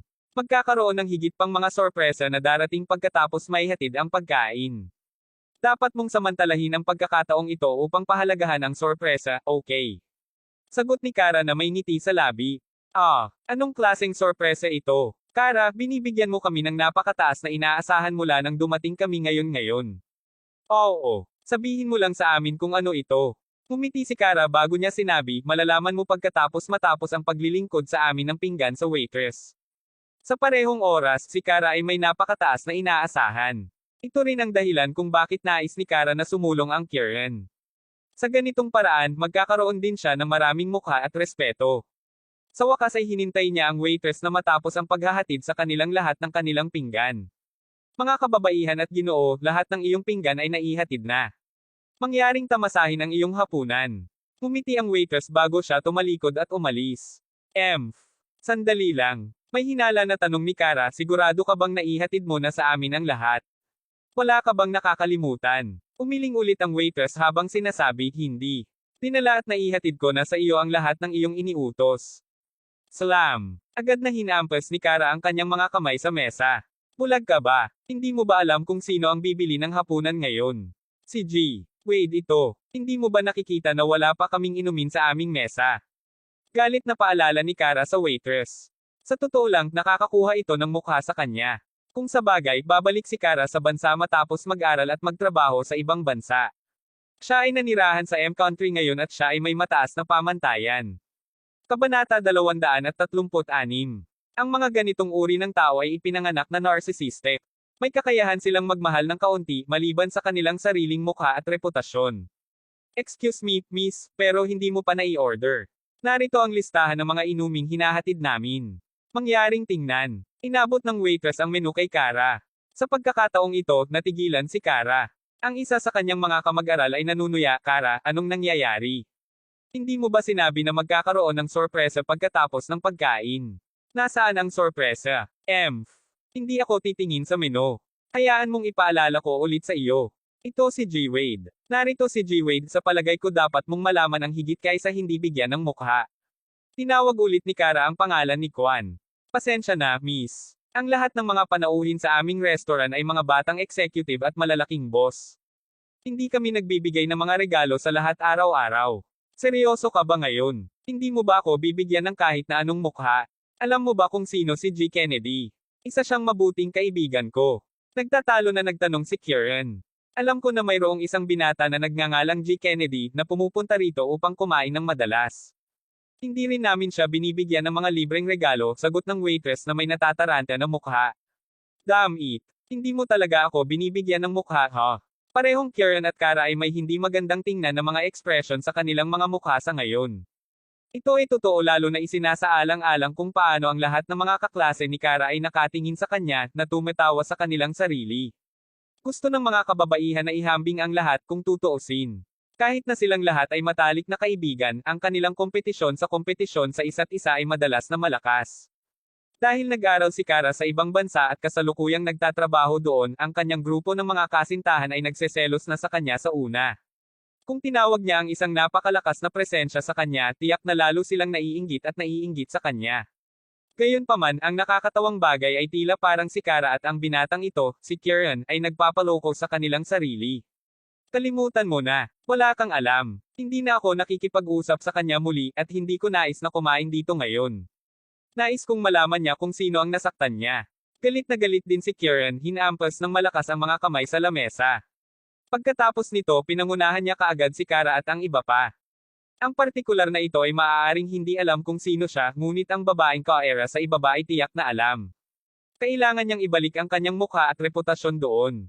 Matapos niyang magsalita, dumiretso siya sa front desk. Hindi na ako kakain dito pagkatapos nito. Ibigay mo sa akin ang singil. Mas malakas ang pagsasalita ni Kieran kaysa sa nararapat. Ang batang babae ng Kaera ay walang ideya kung ano ang nangyayari, ngunit simpleng nakaprint pa rin siya ng singil. Hello sir, ang paggasta mo para sa gabi ay $12,000. Magbabayad ka ba sa pamamagitan ng credit card o cash? Ano? $12,000. Kumusta naman ang 30% diskwento? Gulat na tanong ni Kara.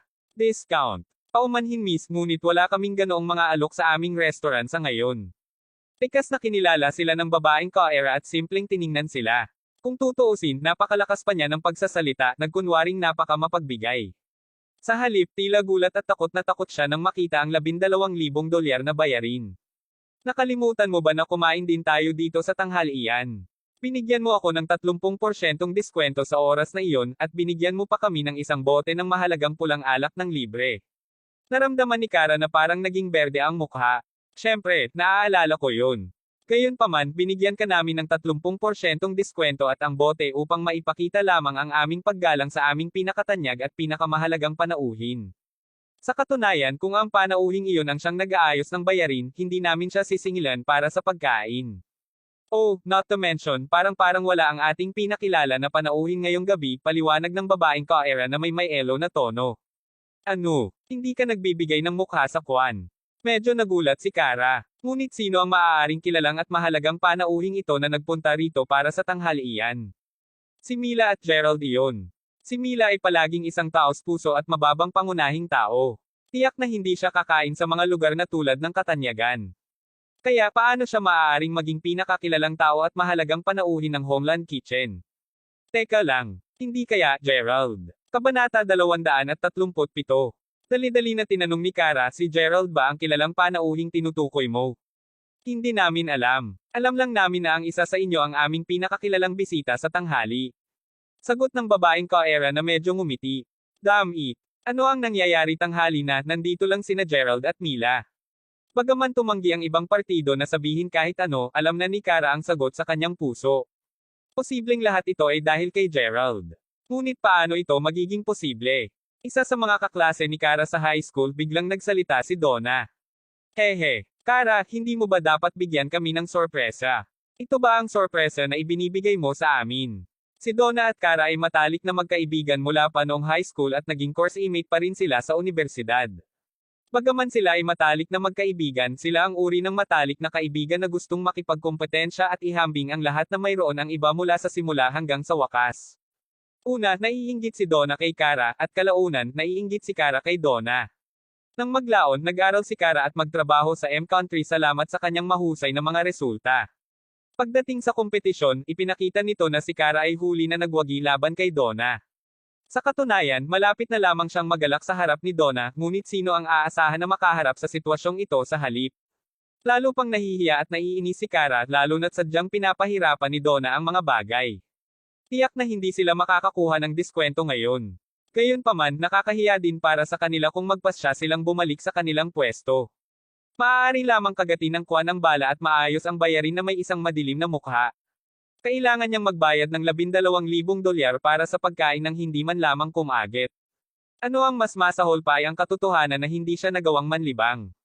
Ngayong natapos na niya ang pagbabayad ng napakalaking halaga, hindi na kayang bayaran ng Kieran ang tirahan nila.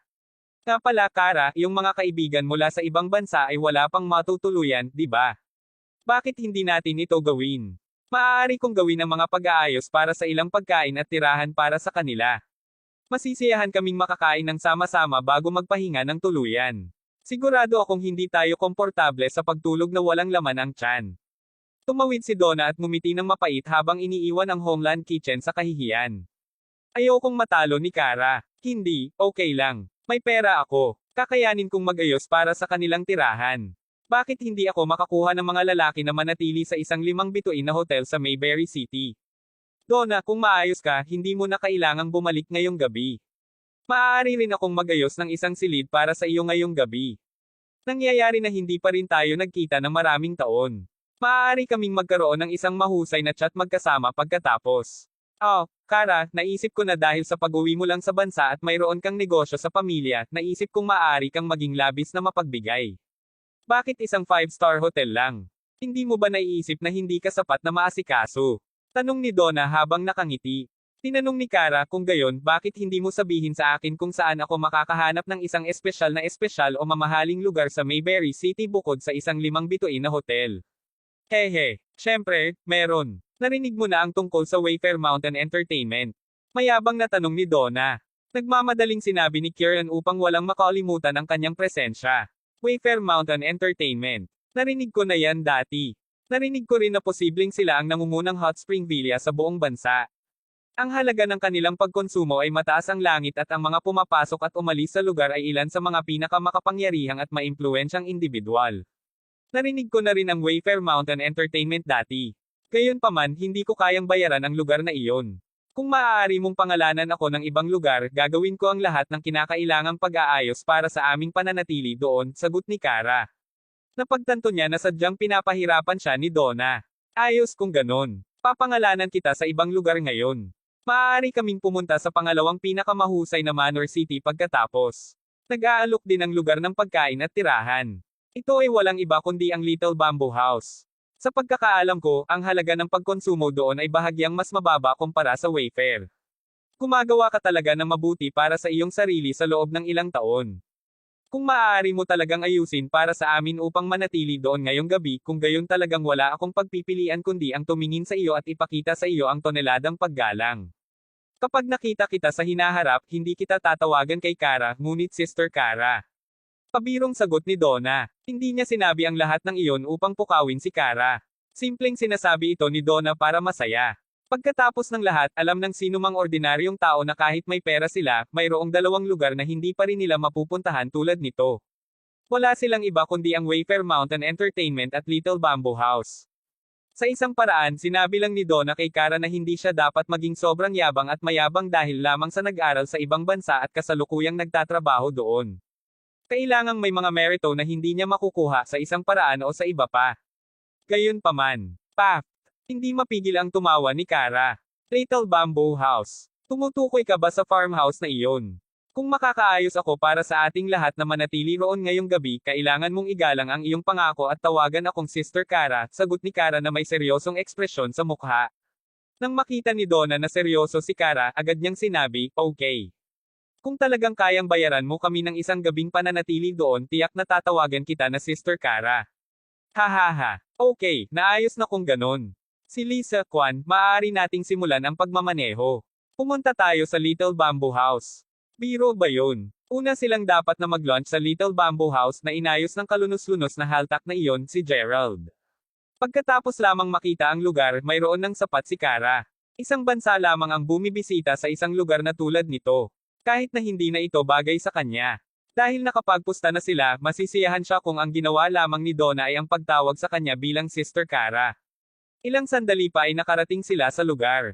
Waitress, kumuha ka sa amin ng isang mesa na may pinakamahal na pinggan. At gayon din, 1, 2, 3, 4, 5, ayusin ang 5 silid para sa akin ngayong gabi. Panipi. Kabanata 238. Sigaw ni Kara. Sa ngayon, naramdaman niya na ang cool niya talaga. Okay, miss, gagawin ko ang lahat ng mga pag-aayos ngayon. Ang kabuoang presyo para sa mga silid ay $75,000. Mangyaring mag-swipe ng iyong card dito. Magalang na yumuko ang waitress kay Kara. Napakayaman ng babaeng ito. Ano? 75,000 dolyar. Nagbubuk lamang kami ng 5 silid at gagastos ako ng 75,000 para sa isang gabi. Tama ba ang narinig ko sa iyo? Tanong ni Kara nang hindi binubugbog ang palumpong. Oo, binibini. Narito lamang ang mga presyo para sa karaniwang mga silid. Gayunpaman, lahat ng mga silid na iyong naibok ay may kasamang komplementaryong hapunan. Nagtipon din kami ng mga sikat na chef mula sa buong mundo upang ipasadya ang iyong mga pagkain ayon sa iyong personal na kagustuhan. Ngumiti ang waitress at itinulak ang makina ng POS.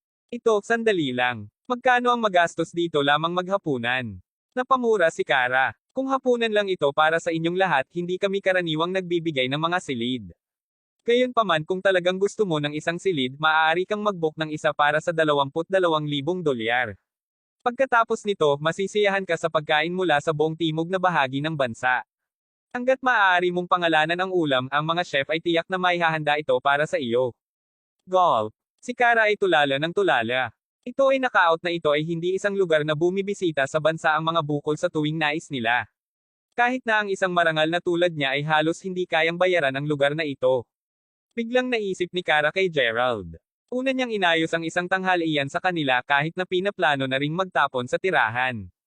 Batay sa kanyang mga kalkulasyon, maaring iyon ay gastos sa kanya sa paligid ng 75 hanggang 70,000 sa madaling salita, si Gerald ay talagang maruming mayaman.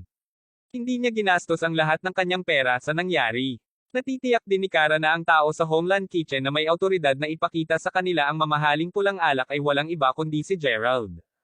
Diyos ko, ito pala si Gerald talaga ang may pinakamukha. Hehe, tigilan mo na ang kahihiyan mo, Kara. Kung hindi mo kayang bayaran, aminin mo lang na hindi mo kaya. Hayaan mo akong gumawa ng lahat ng kinakailangang kaayusan noon. Pupunta kami at kakain sa lalong madaling panahon. Nagugutom na talaga ako ngayon. Sagot ni Donna, umiling, at ngumiti ng mapait. Kalokohan. Nandito lang ako kaninang hapon.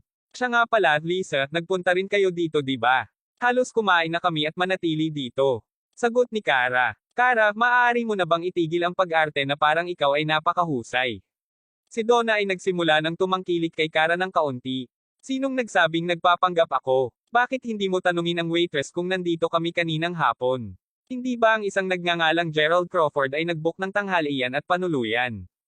Pagmamakaawa kay Kara. Oo, binibini. Mayroong talagang isang G. Crawford na nagbook ng isang tanghalian sa pananghalian at tirahan sa tanghali ngayon. Nakuha pa niya ang pinakamarangyang suite, 70,000 dolyar iyon para sa iyo. Ang waitress ay labis na humanga dahil ang kanilang mayabang na manager ay hindi man lang naglakas loob na ituwid ang kanyang likod sa harap ng taong ito na nagngangalang Gerald. Ito ay naging isang pagkabigla sa lahat ng nagtatrabaho sa restaurant. Sus! Ang pamantayan niya ay 70,000 dolyar. Gulat na gulat talaga si Kara. Hindi niya mapigil ang maiisip kung gaano ito kahusay kung nandito lang si Gerald. Magiging maayos ang lahat noon. Anong mukha ang hindi niya maibigay noon? Ngunit ano? Arg. Nababaliw na talaga siya. Napuno ng panghihinayang si Kara at mabilis na tinawag ang pinsan niyang si Mila. Nais niyang tanungin kung maaari niyang makuha si Gerald upang tulungan sila sa pagkain at tirahan muli. Sinabi ni Mila sa pinsan na hindi siya makalusot kay Gerald. Ito ay sapagkat, sa ngayon, si Gerald ay may ibang gawain upang makumplito.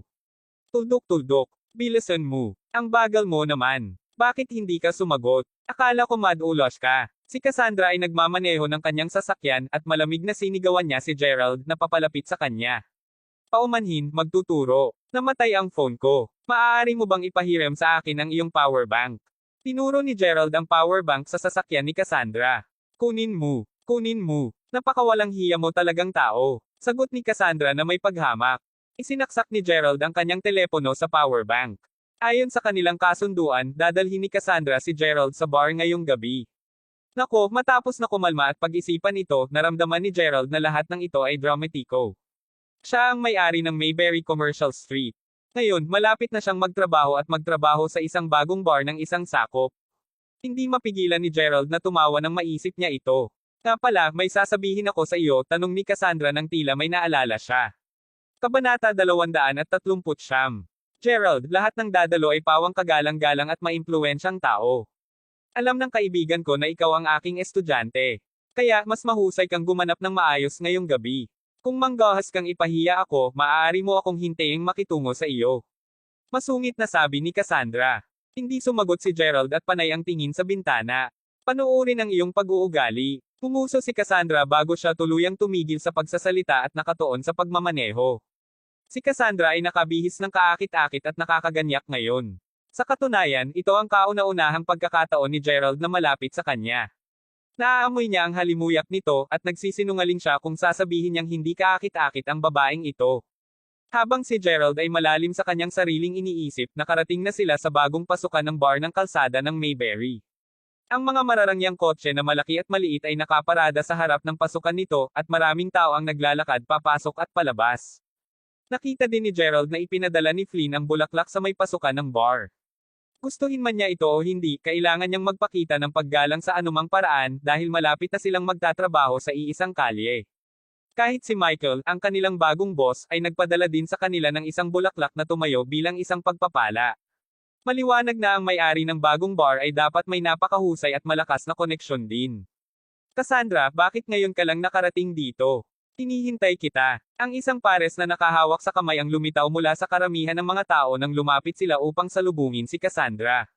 Pasensya na. Medyo na-late ako, salamat sa mga jam na iyon. Binabati kita, Cassie. Inaasahan kong ang iyong negosyo ay patuloy na uunlad. Sabi ni Cassandra sa babae na halatang asawa ng may-ari ng bar. Hahaha. Masaya lang ako na makakapunta ka dito ngayon. Siya nga pala, nagdala ka ba ng makakatulong sa akin? Oo, ginawa ko. Narito siya. Nagpatuloy ang chat ng dalawa. Nainis si Gerald, nakatingin sa mga bulaklak ang kinatatayuan upang makita kung mayroong anumang mga pangalan na kinikilala niya. Biglang hinayla ni Cassandra si Gerald papunta kay Cassie. Tinatawag ka ng Lady Boss. Oh, kamusta? Ako si Gerald. Mabilis na nag-react si Gerald, walang malay na inilahad ang kanyang kamay para makipagkamayan. Ang mga bagay ay nagsimula ng maging mahirap. Tinitigan ni Cassie at ng kasintahan ang kamay ni Gerald na may tigas na ekspresyon sa kanilang mga mukha. Sino siya akala niya? Hindi ba't siya ay isang part-time na empleyado lamang? Talaga bang naisip niya na karapat-dapat siyang makipagkamay sa kanila? Maraming mga tao sa mga panahong ito ang nagbigay ng diin sa kanilang mukha at reputasyon. Sa makatuwid, ang pag-uugali ay isang ganap na pangangailangan. Gayunpaman kung ang mga puwang ng katayuan ng parehong partido ay masyadong malaki, ang pag-alog ng kamay ay medyo walang galang. Ganoon ang kaisipan ni Cassie. Ngumiti lamang siya ng mapanghamak. Anong ginagawa mo? Kilahin ang iyong champagne ngayon din. Sigaw ni Cassandra. Mangyaring magkaroon ng isang maliit na mapagtanto sa sarili, hindi ba? Cassie, bakit hindi mo na lang siya bigyan ng dapat gawin ngayon? Sige. Maaari siyang pumunta sa bar at tumulong sa paghahatid ng mga inumin o kung ano. Napatingin din si Cassie kay Gerald bago siya umiling na may isang malaswang ngiti sa labi. At tulad nito, naging server si Gerald sa bar. Tikas na sinundan ni Cassandra si Cassie, ang lady boss, sa pinakamaluho na silid ng bar. Ang pagtatatag ay napakabuhay at nakapak sa labi, lalo na totoo para sa ngayong gabi dahil maraming mga mayamang tagapagmana ay narito. Ang mga panauhin sa talahanayan 6 na ay nais ang 3 dosenang beer. Ano? Ngunit ako ay masyadong abala upang magpatuloy. Napakaraming bisita ngayong gabi. Hindi namin ito inaasahan. Diyos, champagne ito. Nakatayo ka ba o ano? Bakit hindi mo ipinadala ang mga beer sa talaan 6? Ang waiter sa bar ay tinuro si Gerald na nakaupo lang upang magpahinga matapos ilipat ang mga crates ng alak. Bilisan mo. Nagtaas ulit ng boses ang waiter. Hindi sigurado si Gerald kung gagawin lang niya ito o huwag pansinin ang mga tawag. Matapos mag-isip ng kaunti, nagpasya siyang gawin ito mula pa nang gawin niya ang trabaho. Kaya kinuha niya ang mga serbesa at tumungo sa table 6. Sa talahanayan 6. Halika, mga kapatid. Masaya ka ba? Ako, si Sister Zaby, ay bibigyan ang lahat ng paggamot ngayong gabi. Lahat ay nasisiyahan lamang sa iyong sarili. Hindi kami uuwi hanggang sa tuluyan kaming masayang. Panipi. Kabanata 240. Mayroong 6 na babaeng panauhin sa talaan 6. Malinaw na mga batang mag-aaral sa universidad, ang mga kababaihan ang lahat ay nagmumula sa sexy, matanda, at nagdala ng isang magandang alindog sa kanila. Ang tumawag kay Sister Zaby ay bumaba ng isang buong bote ng beer nang sabay-sabay bago niyakap ang kanyang matalik na kaibigan, na nakaupo sa tabi niya. Sara, anong problema mo? Hindi ka pa nakapag-broadcast ng live sa nakaraang 2 araw, at napakasakit at nalungkot ka. Karaniwan ikaw ang pinakamasaya kapag nasa isang bar kami. Palagi mong masasabi sa akin kung may mali. Sister Zaby, sa palagay mo mayroon bang mga nakatagong mayamang tagapagmana? Malinaw na kamukha niya ang isang tagapayat na wala namang pera. Gayunpaman, maaaring talagang mayaman siya sa lihim. At ang ibig kong sabihin talaga, labis mayaman. Ang taong nakaupo doon ay walang iba kundi si Sarah na nakakakuha lamang ng sampal sa mukha. Hindi niya mapigilan ang tunog ng sobrang pagkalumbay. Haha, syempre, laging may mga taong ganyan dyan. Ito ay, ngunit gayunpaman, napakabihirang. Ang isa pang sitwasyon na maaaring mapawalang bisa ang posibilidad na iyon kung ang taong iyon ay narcissismo. Ang mga nasabing tao ay umabot hanggang sa kumuha ng napakalaking pautang upang sila ay magpakita na mayaman at makapangyarihan. Ang totoo, kadalasan ng mga ito ang poppers. Sagot ni Sister Zaby. Si Sister Zaby ay tila nagmula-mula sa isang medyo mahusay na background. Galit na tumango si Sarah. Opo, Sister Zaby. Ayon sa aking mga naobserbahan, ang taong ito ay dapat na maging isang seryosong narsisista. Nagtanong ako sa paligid at tiningnan ang kanyang background at nalaman ko na siya ay nanalo sa isang loterya. Marahil ay mayaman lamang siya dahil doon, gayunpaman, napakahilig niyang magpakitang gilas. Hihihi. Huwag seryosohin ang isang taong ganyan. Halika, uminom tayo. Tiyak na magiging mahirap siya muli maaga o huli. Ang mga salitang iyon ay hindi maiwasang mapagon ang pakiramdam ni Sarah. Sa totoo lang, ito ay isang buong araw ngunit siya ay tulad ng pagkabalisa tulad ng siya ay. Wala siyang labis na gana kumain o maiinom at naramdaman din na ang alak ay walang lasa. Ang lahat ay dahil sa Gerald na iyon. Nakuha niya ang isang tunay na matigas na sampal sa mukha ng umagang iyon, hindi pa may lalahad ang pag-alam tungkol sa kung paano talaga si Gerald ang maging G. Crawford. Ang Lamborghini ay maaaring pagmamayari lamang niya. Hindi talaga maintindihan ni Sarah kung paano siya maaaring may-ari ng kotse na iyon. Kung talagang ganun kay Omen si Gerald, bakit siya patuloy na binubuli? Wala itong kahulugan. Marahil ay nagkataon lamang ito. Ang may-ari ng Lamborghini ay maaaring ibang tao at maaaring pumunta sa ibang lugar si Gerald. Ang kalooban ni Sarah ay napabuti ng malaki matapos ang buong barrage ng panghihimok at panghimok ni Sister Zaby. Lasis, narito ang iyong serbesa. Nandoon na si Gerald kasama ang beer. Ibinaba niya ito bago tumalikod upang umalis. Damn it. Kuminto ka dyan. Sinong tinawag mong lasi? Galit na tanong ni Sister Zaby. Ang pangkat ng mga batang babae ay karaniwang bukas ang isip at palabas. Gayunpaman, lahat sila ay napakasensitibo pagdating sa term na ito. Talagang tinawag sila ng isang server na lasis. Ano ang ibig niyang sabihin ng tinawag niya sila iyan? Ito ay maliwanag. Nagulat din si Gerald nang hindi kinakailangang repost. Hindi niya inisip ang tungkol sa term, simpleng tinutugunan ng grupo ng mga magagandang batang babae na naka-miniskirt na may kilos na palakaibigan. Nakikita ang paraan ng kanilang pagbibihis at paghusga sa kanilang edad, lahat sa mabubuting espiritu na tinukoy niya sa ganoong paraan. Talagang hindi niya inaasahan ang isang bagay na tulad nito ay maaaring maging sanhi ng anumang gulo. Iyon, kagandahan. Humihingi ako ng paumanhin. Pasensya na. Nagkamali ako. Narito ang iyong serbesa. Mangyaring tamasahin ito, masiglang humingi ng paumanhin si Gerald na may bahagyang bow. Nang may angat niya ang kanyang ulo, natigilan siya nang makita siya. Tungkol naman sa batang babae na iyon, natigilan din siya nang makita niya si Gerald. Gerald. Sarah. Talagang hindi maiiwasan ang pagtawid ng mga kaaway. Pinag-uusapan lang ni Sarah si Gerald, ngunit hindi niya talaga inaasahan na lilito siya rito. Mas masahol pa, bakit si Gerald ay isang server sa 0-point bar? Haha, hindi ba siya dapat ay sobrang yaman? Hindi alam ni Sarah kung bakit naramdaman niya ang isang iba't ibang uri ng kasiyahan nang makita siya sa ganitong estado. Nakita niya tuloy na naghahanda na ulit si Gerald na umalis. Gerald, huwag ka lang umalis. Gayunpaman, itinuturing akong kakilala ngayon, tama ba? Hahaha, hindi mo ba naisip na dapat may tinatalakay tayo? Panipi.